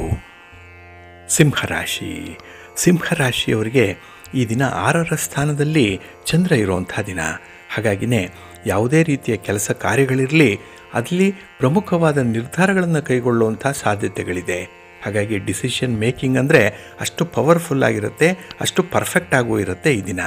ಇನ್ನು ಹೊಸ ವ್ಯಕ್ತಿಗಳ ಭೇಟಿಯಾಗುವಂಥದ್ದು, ಇದು ನಿಮಗೆ ತುಂಬ ಉತ್ಸಾಹವನ್ನು ತರಿಸುತ್ತೆ, ತುಂಬ ಎಕ್ಸೈಟ್ ಆಗಿರ್ತೀರಿ ಈ ದಿನದಲ್ಲಿ. ಹಾಗೆ ಕೆಲವೊಂದು ವಿಚಾರಗಳನ್ನು ತಿಳ್ಕೊಳ್ಳುವಂಥ ಕ್ಯೂರಿಯಾಸಿಟಿ ತುಂಬ ಇರುತ್ತೆ. ಹಾಗಾಗಿನೇ ಈ ದಿನ 4 ಕಡೆಗಳಿಂದ ಹೆಚ್ಚು ಹೆಚ್ಚು ಜ್ಞಾನ ಸಂಪಾದನೆ ಆಗಬೇಕು ಅನ್ನುವಂಥ ತುಡಿತದಲ್ಲಿ ಇರ್ತೀರಿ. ಇನ್ನು ಕೈಗೊಂಡ ಕೆಲಸ ಕಾರ್ಯಗಳು ಸಮಯಕ್ಕೆ ಸರಿಯಾಗಿ ಪೂರ್ಣಗೊಳ್ಳುವಂಥದ್ದು ಇದೆ. ಅಷ್ಟರ ಮಟ್ಟಿಗೆ ನಿಮ್ಮ ಕಮಿಟ್ಮೆಂಟ್ ಲೆವೆಲ್ ಇರುತ್ತೆ. ಹಾಗೆ ಈ ದಿನ ವ್ಯಾಪಾರ, ವ್ಯವಹಾರ, ಉದ್ಯೋಗ ಇದರಲ್ಲಿ ನಿರೀಕ್ಷೆಯಂತೆ ಪ್ರಗತಿ ಕಂಡು ಬರ್ತಾ ಇದೆ. ದಳ್ಳಾಳಿಗಳಿಗೆ ಈ ದಿನ ಒಳ್ಳೆಯ ದಿನ. ಏಕೆಂದರೆ ನಿಮ್ಮ ಶ್ರಮಕ್ಕೆ ಮೀರಿದಂಥ ಒಂದು ಫಲವನ್ನು ಕಾಣುವಂಥ ಎಲ್ಲ ಸಾಧ್ಯತೆಗಳು ಕೂಡ ಇದೆ. ಹಾಗೆ ಈ ದಿನದಲ್ಲಿ ನೀವು ಆಡಿರುವಂಥ ಮಾತನ್ನು ಉಳಿಸ್ಕೊಳ್ಳುವಂಥ ಒಂದು ಪ್ರಯತ್ನದಲ್ಲೂ ಇರ್ತೀರಿ. ಜೊತೆಗೆ ನೀವು ಕೊಟ್ಟಿರುವಂಥ ಭರವಸೆಗಳನ್ನು ಈಡೇರಿಸುವಂಥ ಒಂದು ಪ್ರಯತ್ನ ಜೊತೆಯಲ್ಲಿರುತ್ತೆ. ಹಾಗಾಗಿ ಯಾರಿಗಾದರೂ ಒಂದು ಆಶ್ವಾಸನೆಯನ್ನು ಕೊಡೋ ಮೊದಲು, ಭರವಸೆಯನ್ನು ಕೊಡೋ ಮೊದಲು ನಿಮ್ಮ ಇತಿಮಿತಿಯೊಳಗೆ ಇದೆಯೇ ಅನ್ನುವಂಥದ್ದನ್ನು ನೋಡಿ ಮುಂದುವರಿರಿ. ಇಲ್ಲಿಯವರೆಗೆ ಭಗವಂತನ ಪ್ರೇರಣೆಯಿಂದ ಎಲ್ಲವೂ ಕೂಡ ಯಶಸ್ವಿಯಾಗಿ ಸಾಗ್ತಾ ಇದೆ. ಮುಂದೆ ಕೂಡ ದುಡುಕಿನ ನಿರ್ಧಾರವನ್ನು ಕೈಗೊಳ್ಳಬೇಡಿ. ನಾರ್ಮಲ್ ಆಗಿರಿ, ಪ್ರಾಕ್ಟಿಕಲ್ ಆಗಿರಿ, ಒಳ್ಳೆಯದಾಗುತ್ತೆ. ನಿಮ್ಮ ಇಷ್ಟ ದೇವರನ್ನು ಆರಾಧನೆ ಮಾಡ್ತಾಯಿರಿ. ಹಾಗೆ ಭಕ್ತಿಯಿಂದ ಶ್ರೀರಾಮ ರಕ್ಷಾ ಸ್ತೋತ್ರವನ್ನು ಹೇಳ್ಕೊಳ್ಳಿ. ರಾಮನಾಮ ಜಪ ಮಾಡಿ ಈ ದಿನ ಒಳ್ಳೆಯದಾಗುತ್ತೆ. ನಿಮ್ಮ ಅದೃಷ್ಟದ ಬಣ್ಣ ತಿಳಿ ನೀಲಿ, ಅದೃಷ್ಟದ ದಿಕ್ಕು ಪೂರ್ವ ದಿಕ್ಕು, ಅದೃಷ್ಟ ಸಂಖ್ಯೆ 1. ಕನ್ಯಾ ರಾಶಿ. ಕನ್ಯಾ ರಾಶಿಯವರಿಗೆ ಈ ದಿನ ಪೂರ್ವ ಪುಣ್ಯ ಸ್ಥಾನದಲ್ಲಿ ಚಂದ್ರ ಇರುವಂಥ ದಿನ. ಹಾಗಾಗಿನೇ ಈ ದಿನದ ಕೆಲಸ ಕಾರ್ಯಗಳಲ್ಲಿ ಸ್ವಲ್ಪ ಅಡಚಣೆಗಳು ಉಂಟಾಗುವಂಥದ್ದು ಇದೆ. ಅದರಲ್ಲೂ ಈ ಕುಟುಂಬಕ್ಕಾಗಿ ನೀವು ಕೊಡುವಂಥ ಸಮಯದಲ್ಲಿ ವ್ಯತ್ಯಾಸಗಳಾಗುವಂಥದ್ದು. ಹಾಗಾಗಿ ನಿಮ್ಮ ಕೆಲಸ ಕಾರ್ಯಗಳ ಸಮಯ ಕೂಡ ವ್ಯತ್ಯಾಸವಾಗುತ್ತೆ. ಹಾಗಾಗಿ ಹೇಳಿದ ಸಮಯಕ್ಕೆ ಸರಿಯಾಗಿ ಹೋಗಲಿಕ್ಕಾಗಲ್ಲ. ಹಾಗೆ ಕೊಟ್ಟಿರುವಂಥ ಭರವಸೆಗಳನ್ನು ಕೂಡ ಈ ದಿನ ಈಡೇರಿಸಲಿಕ್ಕೆ ಸಾಧ್ಯವಾಗಲ್ಲ. ಹಾಗೆ ಈ ದಿನ ವಿನಾಕಾರಣ ವಿವಾದಗಳು ಉಂಟಾಗುವಂಥದ್ದು ಇದೆ. ಅದರಲ್ಲೂ ನಿಮ್ಮ ಕುಟುಂಬಸ್ಥರ ಮಧ್ಯದಲ್ಲೇ ಈ ರೀತಿಯ ವಿವಾದಗಳು ಈ ದಿನ ಬಹಳ ಪ್ರಬಲವಾಗಿ ಉಂಟಾಗುತ್ತೆ. ಹಾಗೆ ಈ ವಿವಾದಗಳಲ್ಲಿ ಆಗುವಂಥ ಚರ್ಚೆಗಳಿದೆ, ಕೆಲವೊಂದು ತೀರ್ಮಾನಗಳಿದೆ. ಇದು ಕೂಡ ನಿಮಗೆ ಕಿರಿಕಿರಿಯನ್ನು ಉಂಟು ಮಾಡುವಂಥದ್ದು. ಹಾಗಾಗಿ ಮೂರನೆಯವರ ವಿಚಾರಕ್ಕೆ ಈ ದಿನ ಹೆಚ್ಚು ಆದ್ಯತೆಯನ್ನು ಕೊಟ್ಟು ನಿಮ್ಮ ಅಮೂಲ್ಯ ಸಮಯವನ್ನು ಕೂಡ ನೀವು ಹಾಳು ಮಾಡಿಕೊಳ್ಳುವಂಥ ಸಾಧ್ಯತೆಗಳು ಇರುತ್ತೆ. ಇನ್ನು ಉದ್ಯೋಗ ಕ್ಷೇತ್ರದಲ್ಲಾಗಲಿ ಅಥವಾ ನಿಮ್ಮ ವ್ಯಾಪಾರದಲ್ಲಾಗಲಿ, ನಿಮ್ಮ ಯಾವುದೇ ಚಟುವಟಿಕೆಯಲ್ಲಾದರೂ ಕೂಡ ಕೆಲವೊಂದು ಕಿರಿಕಿರಿಗಳು ಉಂಟಾಗುತ್ತೆ. ಯಾರೋ ಬಂದು ಏನೋ ತಕರಾರು ತೆಗಿತಾರೆ, ಇದರಿಂದ ಬೇಸರ, ಹಾಗೆ ಮನಸ್ಸಿನಲ್ಲಿ ಒಂದು ಉದ್ವೇಗ, ಇದರಿಂದ ಕೆಲವೊಂದು ಮಾತುಗಳು ಕೂಡ ಹದ ಮೀರಿ ಆಡುವಂಥದ್ದು ಇದೆ. ಇದು ತೀವ್ರ ಬೇಸರವನ್ನು ತರಿಸುವಂಥ ಸನ್ನಿವೇಶವಾಗುತ್ತೆ. ಹಾಗೆ ಆದಷ್ಟು ದೂರದ ಪ್ರಯಾಣವನ್ನು ಮುಂದೂಡುವಂಥದ್ದು ಬಹಳ ಸೂಕ್ತ. ಹಾಗೆ ಈ ದಿನದಲ್ಲಿ ಉತ್ತಮವಾದಂತಹ ಸ್ನೇಹಿತರ ಜೊತೆಯಲ್ಲಿ ಕೆಲವೊಂದು ಕಮಿಟ್ಮೆಂಟ್ಗೆ ನೀವು ಬದ್ಧರಾಗಬೇಕಾಗತ್ತೆ. ಹಾಗೆ ಈ ದಿನ ಪ್ರಬುದ್ಧರಾಗಿರುವಂಥ ವ್ಯಕ್ತಿಗಳಲ್ಲಿ ಮಾತನ್ನು ಕಡಿಮೆ ಮಾಡಿ ಕೆಲಸನ ಹೆಚ್ಚ ಮಾಡಿ. ಏಕೆಂದರೆ ನಿಮ್ಮ ಮಾತಿಗಿಂತ ಕೆಲಸ ಹೆಚ್ಚಾಗಿರಬೇಕು. ಇದನ್ನು 4 ಜನ ನೋಡಿ ಅಳವಡಿಸ್ಕೊಳ್ಳುವಂಥ ಸಾಧ್ಯತೆಗಳು ಕೂಡ ಇರುತ್ತೆ. ಒಳ್ಳೆಯ ಫಲ ನಿಮಗೆ ಸಿಕ್ಕತ್ತೆ. ನಿಮ್ಮ ಇಷ್ಟ ದೇವರನ್ನು ಆರಾಧನೆ ಮಾಡ್ತಾಯಿರಿ. ಹಾಗೆ ಭಕ್ತಿಯಿಂದ ಈ ದಿನ ನೀವು ಗಣಪತಿಯನ್ನು ಪ್ರಾರ್ಥನೆ ಮಾಡಿಕೊಳ್ಳಿ, ಗಣಪತಿಯ ಸ್ತೋತ್ರವನ್ನು ಹೇಳ್ಕೊಳ್ಳಿ, ಒಳ್ಳೆಯದಾಗತ್ತೆ. ನಿಮ್ಮ ಅದೃಷ್ಟದ ಬಣ್ಣ ತಿಳಿ ಹಸಿರು, ಅದೃಷ್ಟದ ದಿಕ್ಕು ಈಶಾನ್ಯ ದಿಕ್ಕು, ಅದೃಷ್ಟ ಸಂಖ್ಯೆ 1. ತುಲಾರಾಶಿ. ತುಲಾರಾಶಿಯವರಿಗೆ ಈ ದಿನ ಚತುರ್ಥದಲ್ಲಿ ಚಂದ್ರ ಇರುವಂಥ ದಿನ. ಹಾಗಾಗಿನೇ ಕೆಲವೊಂದು ಆಶ್ಚರ್ಯಕರವಾದಂಥ ಘಟನೆಗಳಿಗೆ ಸಾಕ್ಷಿಯಾಗ್ತೀರಿ. ಕುಟುಂಬದಲ್ಲಿ ಕೆಲವು ವಿದ್ಯಮಾನಗಳು ನಿಮ್ಮ ಹಿಡಿತ ಮೀರಿ ಘಟಿಸುವಂಥದ್ದು ಇದೆ. ಹಾಗಾಗಿ ನೀವು ಯಾವುದೇ ವಿಚಾರದಲ್ಲಿ ಎಷ್ಟೇ ಗಮನ ಕೊಟ್ಟಿದ್ರೂ ಕೂಡ ನಿಮ್ಮ ಕಣ್ ತಪ್ಪಿಸಿ ಕೆಲವೊಂದು ಘಟನೆಗಳು ಕೂಡ ಆಗುವಂಥದ್ದು ಇದೆ. ಹಾಗೆ ಕುಟುಂಬಸ್ಥರು ತಮ್ಮ ರಕ್ಷಣೆಗಾಗಿ ಹೇಳಿಕೊಳ್ಳುವಂಥ ಸುಳ್ಳು ಏನಿದೆ ಅದು ನಿಮಗೆ ಹೆಚ್ಚು ಕಿರಿಕಿರಿಯನ್ನು ತರುತ್ತೆ. ಹಾಗಾಗಿ ಅಂಥವರ ಮೇಲೆ ಈ ದಿನ ನೀವು ಕ್ರಮ ಕೈಗೊಳ್ಳುವಂಥ ನಿಟ್ಟಿನಲ್ಲಿ ಕೆಲವು ಮಾತುಗಳನ್ನು ಆಡಬೇಕಾಗತ್ತೆ, ಕೆಲವೊಂದು ಕಠಿಣ ಶಬ್ದಗಳನ್ನು ಬಳಸಬೇಕಾಗತ್ತೆ. ಹಾಗಾಗಿ ನಿಮ್ಮ ಕುಟುಂಬದ ಇಂಟಿಗ್ರಿಟಿಗಾಗಿ ಮಾಡುವಂಥ ಈ ಒಂದು ಪ್ರಯತ್ನ ಏನಿದೆ ಇದು ಎಲ್ಲರಿಂದಲೂ ಕೂಡ ಮಾನ್ಯ ಆಗಲ್ಲ. ಕೆಲವರು ಇದರ ಬಗ್ಗೆ ಲೋಪವನ್ನು ಎತ್ತಿ ಹೇಳುವಂಥದ್ದು, ಕೆಲವರು ಭಿನ್ನ ಅಭಿಪ್ರಾಯಗಳನ್ನು ಹೇಳುವಂಥ ಸಾಧ್ಯತೆಗಳು ಕೂಡ ಇದೆ. ಹಾಗೆ ಈ ದಿನ ನಿಮ್ಮ ಪ್ರತಿಭೆಗೆ ಉತ್ತಮವಾದಂಥ ಅವಕಾಶಗಳು ಸಿಕ್ಕತ್ತೆ. ಪ್ರತಿಭೆ ಬೆಳಕಿಗೆ ಬರಬೇಕು. ಹಾಗೆ 4 ಜನ ನಿಮ್ಮ ಪ್ರತಿಭೆಯನ್ನು ಗುರುತಿಸಬೇಕು ಅನ್ನುವಂಥ ವಿಚಾರಧಾರೆಗಳಿಗೆ ಈ ದಿನ ಒಳ್ಳೆಯ ಅವಕಾಶಗಳು ಸಿಕ್ಕುವಂಥದ್ದು ಇದೆ. ಹಾಗೆ ಈ ದಿನದ ಕೆಲಸದ ಒತ್ತಡವೂ ಕೂಡ ಹೆಚ್ಚಾಗಿರುತ್ತೆ. ಹಾಗಾಗಿನೇ ಕೆಲವೊಂದು ಕೆಲಸ ಕಾರ್ಯಗಳನ್ನು ನಾಳೆಗೆ ಮುಂದೂಡುವಂಥದ್ದು ಕೂಡ ಇರುತ್ತೆ. ಒಟ್ಟಾರೆ ನಿಮ್ಮ ಒಂದು ಶ್ರಮ, ನಿಮ್ಮ ಒಂದು ಪರಿಶ್ರಮ ಇದರಿಂದ ಹೆಚ್ಚು ಸ್ಥಾನಮಾನವನ್ನು ಪಡ್ಕೊಳ್ಳಿಕ್ಕೆ ಸಾಧ್ಯ ಆಗುತ್ತೆ. ಹಾಗೆ ಈ ಹವ್ಯಾಸದಿಂದ ಮನಸ್ಸಿಗೆ ಒಂದು ರೀತಿಯಲ್ಲಿ ಶಾಂತಿ ಸಮಾಧಾನ ಲಭ್ಯ ಆಗುತ್ತೆ. ನಿಮ್ಮ ಮನೆ ದೇವರನ್ನು ಸ್ಮರಣೆ ಮಾಡ್ತಾಯಿರಿ. ಹಾಗೆ ಭಕ್ತಿಯಿಂದ ಆಂಜನೇಯ ಸ್ತೋತ್ರವನ್ನು ಹೇಳ್ಕೊಳ್ಳಿ, ಹನುಮಾನ್ ಚಾಲೀಸನ್ನು ಹೇಳ್ಕೊಳ್ಳಿ, ಪ್ರಾಣದೇವರ ದರ್ಶನ ಮಾಡ್ಕೊಳ್ಳಿ, ಒಳ್ಳೆಯದಾಗತ್ತೆ. ನಿಮ್ಮ ಅದೃಷ್ಟದ ಬಣ್ಣ ಕೇಸರಿ, ಅದೃಷ್ಟದ ದಿಕ್ಕು ಈಶಾನ್ಯ ದಿಕ್ಕು, ಅದೃಷ್ಟ ಸಂಖ್ಯೆ 5. ವೃಶ್ಚಿಕ ರಾಶಿ.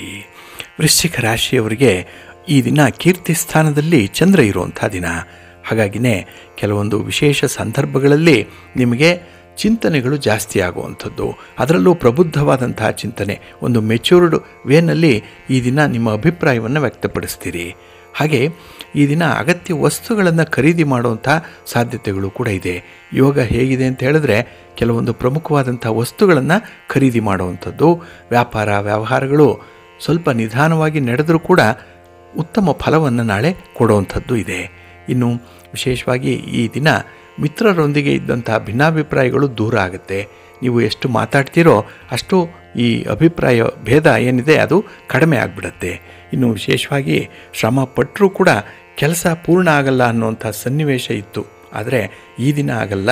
ನೀವು ಕೈ ಹಾಕಿದ ಕೆಲಸ ಕಾರ್ಯಗಳು ಬಹಳ ವಿಶೇಷ ರೀತಿಯಲ್ಲಿ ಮುಕ್ತಾಯ ಆಗುತ್ತೆ. ಹಾಗೆ ನಿಮ್ಮ ಸಾಧನೆಯ ದೀಪವನ್ನು ನೀವೇ ಹಚ್ಕೊಳ್ಬೇಕು. ಕೆಲವು ಸಮಯ ನೀವು ಮಾಡಿರುವಂಥ ಒಳ್ಳೆಯ ಕಾರ್ಯಗಳೇನಿದೆ ಅದನ್ನು ನೀವು ಹೇಳಿಕೊಂಡ್ರೇ ಅದಕ್ಕೆ ಒಂದು ಮೌಲ್ಯ ಸಿಕ್ಕತ್ತೆ.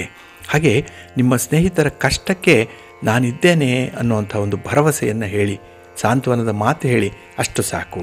ಹಾಗಾಗಿ ಈ ದಿನ ನಿಮ್ಮ ಮಾತಿನಿಂದ ಕೆಲವೊಂದು ವಿಶೇಷ ಪ್ರಕರಣಗಳು ಸೃಷ್ಟಿಯಾಗುವಂಥದ್ದು, ಮಾತಿನಿಂದ ಕೆಲವರಿಗೆ ಭರವಸೆಗಳು ಕೂಡ ಸಿಕ್ಕುವಂಥ ಸಾಧ್ಯತೆ ಇದೆ. ಒಟ್ಟಾರೆ ಈ ದಿನ ನಿಮ್ಮ ಪ್ರಯತ್ನ ಯಶಸ್ವಿಯಾಗುತ್ತೆ. ನಿಮ್ಮ ಇಷ್ಟ ದೇವರನ್ನು ಆರಾಧನೆ ಮಾಡ್ತಾ ಇರಿ. ಹಾಗೆ ಭಕ್ತಿಯಿಂದ ಶಿವಸ್ತೋತ್ರವನ್ನು ಹೇಳ್ಕೊಳ್ಳಿ, ಶಿವನಾಮ ಸ್ಮರಣೆ ಮಾಡಿಕೊಳ್ಳಿ, ಒಳ್ಳೆಯದಾಗುತ್ತೆ. ನಿಮ್ಮ ಅದೃಷ್ಟದ ಬಣ್ಣ ನೇರಳೆ, ಅದೃಷ್ಟದ ದಿಕ್ಕು ಈಶಾನ್ಯ ದಿಕ್ಕು, ಅದೃಷ್ಟ ಸಂಖ್ಯೆ 1. ಧನುರಾಶಿ. ಧನುರಾಶಿಯವರಿಗೆ ಈ ದಿನ ದ್ವಿತೀಯದಲ್ಲಿ ಚಂದ್ರ ಇರುವಂಥ ದಿನ. ಇದು ಕುಟುಂಬ ಸ್ಥಾನ. ಹಾಗಾಗಿ ಕುಟುಂಬದವರಿಂದ ನಿಮಗೆ ಸಿಕ್ಕಬೇಕಾದಂಥ ನೆರವು ಸಕಾಲಕ್ಕೆ ಸಿಕ್ಕಲ್ಲ. ಹಾಗೆ ಈ ಹಣಕಾಸಿನ ವಿಚಾರದಲ್ಲಿ ಈಗಾಗಲೇ ತಪ್ಪು ನಿರ್ಧಾರಗಳನ್ನು ಕೈಗೊಂಡಿದ್ದರೆ ಅದನ್ನು ಸರಿಪಡಿಸಿಕೊಳ್ಳುವಂಥ ಒಂದು ಅವಕಾಶಗಳು ನಿಮಗೆ ಸಿಕ್ಕತ್ತೆ. ಹಾಗಾಗಿ ಈ ದಿನದಲ್ಲಿ ಈ ವ್ಯವಹಾರಗಳನ್ನು ಮಾಡುವಂಥವರು, ಲೇವಾದೇವಿ ವ್ಯವಹಾರ ಇರ್ಬೋದು, ಚೀಟಿ ವ್ಯವಹಾರ ಮಾಡುವಂಥವರು, ಅಥವಾ ಈ ಹಣಕ್ಕೆ ಜಾಮೀನಾಗಿ ನಿಲ್ಲುವಂಥವರು, ಇಂಥವ್ರಿಗೆ ಈ ದಿನ ನಿಮ್ಮ ಗೆಳೆಯರ ಪರವಾಗಿ ಒಂದು ಧನ್ಯವಾದಗಳು ಕೂಡ ಸಿಕ್ಕುವಂಥದ್ದು ಇದೆ. ಏಕೆಂದರೆ ಕಷ್ಟಕ್ಕೆ ನೀವು ಆದಾಗ ಅದಕ್ಕೆ ಪ್ರತಿಯಾಗಿ ಅವರು ಧನ್ಯವಾದಗಳನ್ನು ಸಮರ್ಪಣೆ ಮಾಡುವಂಥದ್ದು ಇದೆ. ಆದರೆ ನಿಮಗೆ ಒಂದು ಅರ್ಥ ಆಗಿರಬೇಕು, ನಿಜವಾದ ಸಂಬಂಧಗಳ ಪರಿಚಯ ಹೃದಯದಿಂದ ಆಗಬೇಕು, ಆದರೆ ಅವಶ್ಯಕತೆಯಿಂದ ಅಲ್ಲ ಅನ್ನುವಂಥದ್ದು ಗೊತ್ತಾಗಬೇಕು. ನಿಮ್ಮನ್ನು ಹಣಕ್ಕಾಗಿ ಮಾತ್ರ ಯಾರಾದರೂ ಡಿಪೆಂಡ್ ಆಗಿದ್ದರೆ, ಹಣಕ್ಕಾಗಿ ಮಾತ್ರ ನಿಮ್ಮ ಗೆಳೆತನವನ್ನು ಬಯಸ್ತಾ ಇದ್ದರೆ ಅಂಥವರಿಂದ ದೂರ ಇದ್ಬಿಡಿ ಈ ದಿನದಲ್ಲಿ. ಇನ್ನು ಬಹಳ ವಿಶೇಷವಾಗಿ ಬಹಳ ದಿನಗಳಿಂದ ಪೂರ್ಣ ಆಗದಂತಹ ಕೆಲಸ ಈ ದಿನ ಪೂರ್ಣ ಆಗುತ್ತೆ. ಮಧ್ಯಕ್ಕೆ ನಿಂತಿದ್ದಂತಹ ಕೆಲಸ ಈ ದಿನ ಯಶಸ್ವಿಯಾಗಿ ಪೂರ್ಣಗೊಳಿಸ್ತೀರಿ. ಹಾಗೆ ಈ ದಿನ ಆಸ್ತಿಯ ಬಗ್ಗೆ, ಜಮೀನಿನ ಬಗ್ಗೆ ಯಾವುದೇ ತಂಟೆ ತಕರಾರುಗಳಿದ್ದರೆ ಅದು ಅಲ್ಲೇ ಇರುವಂಥದ್ದು, ಯಾವುದೇ ರೀತಿಯ ಬೆಳವಣಿಗೆ ಪ್ರಗತಿ ಅನ್ನುವಂಥದ್ದು ಈ ದಿನ ಕಾಣಿಸ್ತಾ ಇಲ್ಲ. ಇನ್ನು ಈ ದಿನ ಯಾವುದೇ ಒಂದು ವಿಚಾರದಲ್ಲೂ ಕೂಡ ಹೆಚ್ಚಿನ ಮುತುವರ್ಜಿಯಿಂದ, ಅಷ್ಟೇ ಕಾನ್ಸಂಟ್ರೇಷನಿಂದ ಕೆಲಸ ಕಾರ್ಯಗಳನ್ನು ನಿರ್ವಹಣೆ ಮಾಡಿಕೊಳ್ಳಿ, ಒಳ್ಳೆಯದಾಗತ್ತೆ. ಇನ್ನು ಈ ದಿನದಲ್ಲಿ ಒಂದು ಕಠಿಣವಾದಂತಹ ದಿನ ಆದರೂ ಕೂಡ ಅದನ್ನು ಸುಲಭದ ದಿನವನ್ನಾಗಿ ಪರಿವರ್ತನೆ ಮಾಡಿಕೊಳ್ಳಿಕ್ಕೆ ಎಲ್ಲ ಅವಕಾಶಗಳು ಕೂಡ ಇರುವಂಥ ದಿನ. ಅವಕಾಶಗಳನ್ನು ಬಳಸ್ಕೊಳ್ಳಿ, ಒಳ್ಳೆಯದಾಗತ್ತೆ. ನಿಮ್ಮ ಇಷ್ಟ ದೇವರನ್ನು ಆರಾಧನೆ ಮಾಡಿ. ಹಾಗೆ ಭಕ್ತಿಯಿಂದ ಈ ದಿನ ನೀವು ಗಣಪತಿಯನ್ನು ಸ್ಮರಣೆ ಮಾಡಿಕೊಳ್ಳಿ, ಗಣಪತಿಯ ಸ್ತೋತ್ರವನ್ನು ಹೇಳ್ಕೊಳ್ಳಿ, ಶಿವನ ಪರಿವಾರ ದೇವತೆಗಳನ್ನು ಪ್ರಾರ್ಥನೆ ಮಾಡಿಕೊಳ್ಳಿ, ಒಳ್ಳೆಯದಾಗತ್ತೆ. ನಿಮ್ಮ ಅದೃಷ್ಟದ ಬಣ್ಣ ನೇರಳೆ, ಅದೃಷ್ಟದ ದಿಕ್ಕು ಈಶಾನ್ಯ ದಿಕ್ಕು, ಅದೃಷ್ಟ ಸಂಖ್ಯೆ 1. ಮಕರ ರಾಶಿ. ಮಕರ ರಾಶಿಯವರಿಗೆ ಈ ದಿನ ನಿಮ್ಮ ರಾಶಿಯಲ್ಲೇ ಚಂದ್ರ ಸ್ಥಿತನಾಗಿರುವಂಥದ್ದು. ಹಾಗಾಗಿನೇ ಕೆಲಸ ಕಾರ್ಯಗಳಲ್ಲಿ ಹೊಸ ಜವಾಬ್ದಾರಿ ಇದೆ, ಹೊಸ ಲವಲವಿಕೆ ಇದೆ. ಏಕೆಂದರೆ ಮನೆಗೆ ಬಂದ ಅತಿಥಿಗಳನ್ನು ಸತ್ಕಾರ ಮಾಡುವಂಥದ್ದು ನಿಮ್ಮ ಸತ್ಸಂಪ್ರದಾಯ. ಅದರಂತೆ ಕೆಲಸಗಳನ್ನು ನೀವು ಹೊಂದಾಣಿಕೆ ಮಾಡಿಕೊಂಡು ಮಾಡುವಂಥದ್ದು ಕೂಡ ಇದೆ. ಈ ದಿನ ಹಣಕಾಸಿನ ಹೂಡಿಕೆ ವಿಚಾರದಲ್ಲಿ ತಜ್ಞರ ಸಲಹೆಯನ್ನು ಪಡ್ಕೊಂಡು ಮುಂದುವರಿರಿ, ಅದ್ಭುತವಾದಂತಹ ಯಶಸ್ಸು ಸಿಕ್ಕತ್ತೆ. ಹಾಗೆ ಈ ದಿನ ನೀವು ಪಡ್ಕೊಂಡಿರುವಂಥ ಸಾಲವನ್ನು ಮರುಪಾವತಿ ಮಾಡುವ ಬಗ್ಗೆ ಸ್ವಲ್ಪ ಆಲೋಚನೆ ಮಾಡಿ, ಒಳ್ಳೆಯ ಮಾರ್ಗ ನಿಮಗೆ ಸಿಕ್ಕತ್ತೆ. ಆಲೋಚನೆ ಏನಿದೆ ಅದು ಮೆಟೀರಿಯಲೈಸ್ ಆಗುತ್ತೆ. ಹಾಗಾಗಿ ಅಲ್ಪ ಸ್ವಲ್ಪ ಸಾಲವನ್ನು ತೀರಿಸುವಂಥ ಒಂದು ಪ್ರಯತ್ನ ಕೂಡ ನಿಮ್ಮಿಂದ ಆಗುತ್ತೆ. ಇನ್ನು ಈ ದಿನ ಹೊಸ ಜವಾಬ್ದಾರಿಯೊಂದು ಹೆಗಲಿಗೆ ಬರುವಂಥ ಸಾಧ್ಯತೆ ಕೂಡ ಇದೆ. ಸ್ವಲ್ಪ ಎಚ್ಚರಿಕೆಯಿಂದ ಇರಿ. ಇನ್ನು ಬಹಳ ವಿಶೇಷ ಅಂತ ಹೇಳಿದ್ರೆ ಈ ದಿನ ಸಮಾಜದಲ್ಲಿರುವಂಥ ಪ್ರಮುಖರ ಒಂದು ಸಂಸರ್ಗ ನಿಮಗೆ ಸಿಕ್ಕತ್ತೆ. ಗಣ್ಯರ ಭೇಟಿಯಾಗುವಂಥ ಸಾಧ್ಯತೆಗಳು ಕೂಡ ಇದೆ. ಇಲ್ಲಿ ನಿಮ್ಮ ಬಗ್ಗೆ, ನಿಮ್ಮ ವೈಯಕ್ತಿಕ ವಿಚಾರಗಳ ಬಗ್ಗೆ ಪರಿಪೂರ್ಣವಾದಂಥ ಒಂದು ಮಾತುಕತೆ ನಡೆಯುತ್ತೆ. ಇದು ನಿಮಗೆ ಖುಷಿಯನ್ನು ತಂದುಕೊಡುವಂಥ ವಿಚಾರ. ಹಾಗೆ ಈ ವ್ಯಾಪಾರ, ವ್ಯವಹಾರ, ಉದ್ಯೋಗ ಏನಿದೆ ಅದರಲ್ಲಿ ಸ್ವಲ್ಪ ಅನಾನುಕೂಲಕರವಾದಂಥ ಒಂದು ವಾತಾವರಣ ಇರಬಹುದು, ಆರಂಭದಲ್ಲಿರುತ್ತೆ. ಆದರೆ ಅದೆಲ್ಲವೂ ಕೂಡ ನಿಮ್ಮ ಒಂದು ಎಫರ್ಟಿಂದ ತಿಳಿಯಾಗತ್ತೆ. ಹಾಗಾಗಿ ಅಂಥ ವಿಚಾರಗಳನ್ನು ಸೂಕ್ಷ್ಮವಾಗಿ ಗಮನಿಸ್ತಾ ಇರಿ. ನಿಮ್ಮ ಇಷ್ಟ ದೇವರನ್ನು, ನಿಮ್ಮ ಮನೆ ದೇವರನ್ನು ಪ್ರಾರ್ಥನೆ ಮಾಡಿಕೊಳ್ಳಿ. ಹಾಗೆ ಈ ದಿನ ಸುಬ್ರಹ್ಮಣ್ಯ ಸ್ತೋತ್ರವನ್ನು ಹೇಳ್ಕೊಳ್ಳಿ, ಒಳ್ಳೆಯದಾಗತ್ತೆ. ನಿಮ್ಮ ಅದೃಷ್ಟದ ಬಣ್ಣ ಹಳದಿ, ಅದೃಷ್ಟದ ದಿಕ್ಕು ಈಶಾನ್ಯ ದಿಕ್ಕು, ಅದೃಷ್ಟ ಸಂಖ್ಯೆ 1. ಕುಂಭರಾಶಿ. ಕುಂಭರಾಶಿಯವರಿಗೆ ಈ ದಿನ ವ್ಯಯಸ್ಥಾನದಲ್ಲಿ ಚಂದ್ರ ಇರುವಂಥ ದಿನ. 12ನೇ ಮನೆಯಲ್ಲಿ ಚಂದ್ರ ಇದ್ದರೆ ಸ್ವಲ್ಪ ಬೇಸರ ಉಂಟಾಗುವಂಥದ್ದು, ನಿರೀಕ್ಷಿತ ರೀತಿಯಲ್ಲಿ ಕೆಲಸಗಳಾಗ್ತಾ ಇಲ್ಲ ಅನ್ನುವಂಥ ನೋವು ಈ ದಿನ ನಿಮ್ಮನ್ನು ಬಾಧಿಸುತ್ತೆ. ಹಾಗೆ ಆಪ್ತಿ ಸ್ನೇಹಿತರಿಂದ ಈ ದಿನ ಶುಭ ಕಾರ್ಯಕ್ಕೆ ಆಹ್ವಾನ ಸಿಕ್ಕಿದ್ರೂ ಕೂಡ ಅದರಲ್ಲಿ ಅವರ ಸ್ವಾರ್ಥತೆ ಎದ್ದು ಕಾಣಿಸುತ್ತೆ. ಹಾಗಾಗಿಯೇ ಅವರೊಂದಿಗೆ ನಡೆಯುವಂಥ ಮಾತುಕತೆಗಳು ನಿಮಗೆ ಸ್ವಲ್ಪ ಬೇಸರವನ್ನು ತರಿಸುವಂಥದ್ದು. ಇನ್ನು ವಾಹನಗಳನ್ನು ಈ ದಿನ ಓಡಿಸುವಂಥ ಸಂದರ್ಭ ಅಥವಾ ಖರೀದಿ ಮಾಡಬೇಕಾಗಿರುವಂಥ ಸಂದರ್ಭ ಸ್ವಲ್ಪ ಎಚ್ಚರಿಕೆಯಿಂದ ಇರಿ. ಇನ್ನು ಈ ದಿನದಲ್ಲಿ ಸಮಾಜದಲ್ಲಿರುವಂಥ ಪ್ರಮುಖರು, ಗಣ್ಯರು, ಅವರ ಒಂದು ಸಹಕಾರ ನಿಮಗೆ ಸಿಕ್ಕತ್ತೆ. ಇದು ನಿಮ್ಮ ಮನಸ್ಸಿಗೆ ಒಂದು ರೀತಿಯಲ್ಲಿ ಸಂತೋಷವನ್ನು ತಂದುಕೊಡುವಂಥದ್ದು. ಹಾಗೆ ಯಾವುದೇ ರೀತಿಯ ವಿವಾದಗಳಿದ್ದರೆ ಅದು ಕೂಡ ಬಗೆಹರಿಯುತ್ತೆ. ಅಷ್ಟರ ಮಟ್ಟಿಗೆ ಈ ದಿನದ ಗ್ರಹಗತಿಗಳ ಒಂದು ಕೂಟ ಚೆನ್ನಾಗಿದೆ. ಜೊತೆಗೆ ಈ ಆಧ್ಯಾತ್ಮಿಕ ವಿಚಾರಗಳ ಮೇಲೆ ನಿಮ್ಮನ್ನು ನೀವು ತೊಡಗಿಸ್ಕೊಳ್ಳುವಂಥ ಸಾಧ್ಯತೆಗಳು ಕೂಡ ಇದೆ. ಒಟ್ಟಾರೆ ಒಳ್ಳೆಯ ಬೆಳವಣಿಗೆ, ಒಳ್ಳೆಯ ಪ್ರಯತ್ನ ನಿಮ್ಮದು. ನಿಮ್ಮ ಮನೆ ದೇವರನ್ನು ಸ್ಮರಣೆ ಮಾಡ್ತಾಯಿರಿ. ಹಾಗೆ ಭಕ್ತಿಯಿಂದ ಈ ದಿನ ನೀವು ಮಹಾಲಕ್ಷ್ಮಿ ಸ್ತೋತ್ರವನ್ನು ಹೇಳ್ಕೊಳ್ಳಿ, ಮಹಾವಿಷ್ಣುವಿನ ಸ್ತೋತ್ರ ಹೇಳ್ಕೊಳ್ಳಿ, ಒಳ್ಳೆಯದಾಗುತ್ತೆ. ನಿಮ್ಮ ಅದೃಷ್ಟದ ಬಣ್ಣ ಹಳದಿ, ಅದೃಷ್ಟದ ದಿಕ್ಕು ಈಶಾನ್ಯ ದಿಕ್ಕು, ಅದೃಷ್ಟ ಸಂಖ್ಯೆ 1. ಮೀನರಾಶಿ. ಮೀನರಾಶಿಯವರಿಗೆ ಈ ದಿನ ಬಹಳ ವಿಶೇಷವಾಗಿರುವಂಥ ದಿನ. ಅದರಲ್ಲೂ ಲಾಭಸ್ಥಾನದಲ್ಲಿ ಚಂದ್ರ ಇರುವಂಥ ದಿನ. ಹಾಗಾಗಿ ನಿಮ್ಮ ವ್ಯಾಪಾರ, ವ್ಯವಹಾರಗಳು, ನಿಮ್ಮ ಚಟುವಟಿಕೆಗಳು ಲಾಭದಾಯಕವಾಗಿರುತ್ತೆ. ಹಾಗೆ ನೀವು ಮಾಡುವಂಥ ಜನರಲ್ ವರ್ಕ್ ಏನಿದೆ ಅದು ನಿಮಗೆ ಹೆಚ್ಚು ಅನುಕೂಲತೆಯನ್ನು ತರುತ್ತೆ. ಹಾಗೆ ಈ ದಿನ ಕಳೆದು ಹೋದಂತಹ ವಸ್ತುಗಳು ನಿಮಗೆ ಮರಳಿ ಸಿಕ್ಕುವಂಥದ್ದು ಇದೆ. ದೂರ ಹೋಗಿರುವಂಥ ಸ್ನೇಹಿತರು ಮತ್ತೆ ವಾಪಸ್ಸು ಬರುವಂಥ ಸಾಧ್ಯತೆಗಳು ಕೂಡ ಇರುತ್ತೆ. ಹಾಗೆ ಈ ದಿನ ಬಹಳ ವಿಚಾರಪೂರ್ವಕವಾಗಿ ನಿಮ್ಮ ಮನಸ್ಸನ್ನು ಇಟ್ಕೊಳ್ಬೇಕು. ಅದೇನೆಂದರೆ ಸಮಾಧಾನಕ್ಕಾಗಿ ನಮಗಿಂತಲೂ ಕೂಡ ಕೆಳಗಿನವರನ್ನು ನೋಡಬೇಕು, ಅವರೊಂದಿಗೆ ಹೋಲಿಸ್ಕೊಳ್ಬೇಕು. ನಮಗಿಂತ ಶ್ರೀಮಂತರನ್ನು ಹೋಲಿಸ್ಕೊಂಡ್ರೆ ಅವರು ಇದ್ದಂತಹ ಐಷಾರಾಮಿ ಜೀವನವನ್ನು ನಡೆಸಬೇಕು ಅನ್ನೋಂಥ ಆಸೆ ಬಂದುಬಿಡ್ಬೋದು. ಹಾಗಾಗಿ ನಮಗಿಂತ ಕೆಳಗಿನ ವರ್ಗದವರನ್ನು ನೋಡಿದ್ರೆ ನಮ್ಮನ್ನು ಎಷ್ಟೋ ಸುಭಿಕ್ಷವಾಗಿಟ್ಟಿದ್ದಾನೆ ಭಗವಂತ ಅನ್ನುವಂಥ ಒಂದು ಅರ್ಥ ಬರುತ್ತೆ. ಹಾಗೆ ಈ ಸಂದರ್ಭದಲ್ಲೇ ಸಾಧನೆಗೆ ನಮಗಿಂತ ದೊಡ್ಡವರನ್ನು ನೋಡಬೇಕು ಅಂತ ಹೇಳ್ತಾರೆ. ಏನಾದರೂ ಅಚೀವ್ ಮಾಡಾಗಿದ್ದರೆ ಅದೇ ಫೀಲ್ಡಲ್ಲಿ ಯಾರು ಹೈಯೆಸ್ಟು ಅಚೀವರ್ ಇದ್ದಾರೋ ಅಂಥವ್ರಿಗಿಂತ ಒಂದು ವಿಶಿಷ್ಟವಾಗಿ, ವಿಭಿನ್ನವಾಗಿ ನೀವು ಬೆಳಿಬೇಕು ಅನ್ನೋವಂಥ ಒಂದು ಅಭಿಲಾಷೆ ಇರಬೇಕು. ಅದಕ್ಕಾಗಿ ವರ್ಕೌಟ್ ಮಾಡ್ತಾಯಿರಿ, ಖಂಡಿತ ಒಳ್ಳೆಯದಾಗತ್ತೆ. ಇನ್ನು ಆತ್ಮತೃಪ್ತಿಗಾಗಿ ನಮ್ಮ ಮನದ ಮಾತನ್ನು ಕೇಳಬೇಕು ಅಂತ ಹೇಳ್ತಾರೆ. ಇದು ಹಿರಿಯರು ಹೇಳಿರುವಂಥ ಮಾತು. ಹಾಗಾಗಿ ನಿಮಗೆ ಮನಸ್ಸಿದೆ, ಆ ಮನಸ್ಸಿನೊಳಗೆ ಕೆಲಸ ಮಾಡುವಂಥ ಒಂದು ಇಚ್ಛಾಶಕ್ತಿ ಇದೆ, ವಿಲ್ ಪವರ್ ಇದೆ. ಇದನ್ನು ಸಂಪೂರ್ಣವಾಗಿ ಬಳಸ್ಕೊಳ್ಳಿ, ಒಳ್ಳೆಯ ಪ್ರತಿಫಲ ನಿಮಗೆ ಸಿಕ್ಕತ್ತೆ. ಹಾಗೆ ಈ ಹಠಾತ್ತಾಗಿ ಯಾವುದೇ ನಿರ್ಣಯಗಳನ್ನು ಬದಲಿಸಲಿಕ್ಕೆ ಹೋಗಬೇಡಿ. ಹಾಗಾಗಿ ಒಂದು ನಿರ್ಣಯ ಅಂತ ಹೇಳಿದ್ರೆ ಅದಕ್ಕೆ ಅಡಿಯರಾಗುವಂಥದ್ದು ತುಂಬ ಉತ್ತಮ. ನಿಮ್ಮ ಮನೆ ದೇವರನ್ನು ಸ್ಮರಣೆ ಮಾಡ್ತಾಯಿರಿ. ಹಾಗೆ ಭಕ್ತಿಯಿಂದ ಈ ದಿನ ನೀವು ಲಲಿತಾ ಸಹಸ್ರನಾಮ ಸ್ತೋತ್ರವನ್ನು ಹೇಳ್ಕೊಳ್ಳಿ, ಅನ್ನಪೂರ್ಣೇಶ್ವರಿ ಸ್ತೋತ್ರವನ್ನು ಹೇಳ್ಕೊಳ್ಳಿ, ಒಳ್ಳೆಯದಾಗತ್ತೆ. ನಿಮ್ಮ ಅದೃಷ್ಟದ ಬಣ್ಣ ತಿಳಿ ಹಸಿರು, ಅದೃಷ್ಟದ ದಿಕ್ಕು ಈಶಾನ್ಯ ದಿಕ್ಕು, ಅದೃಷ್ಟ ಸಂಖ್ಯೆ 1.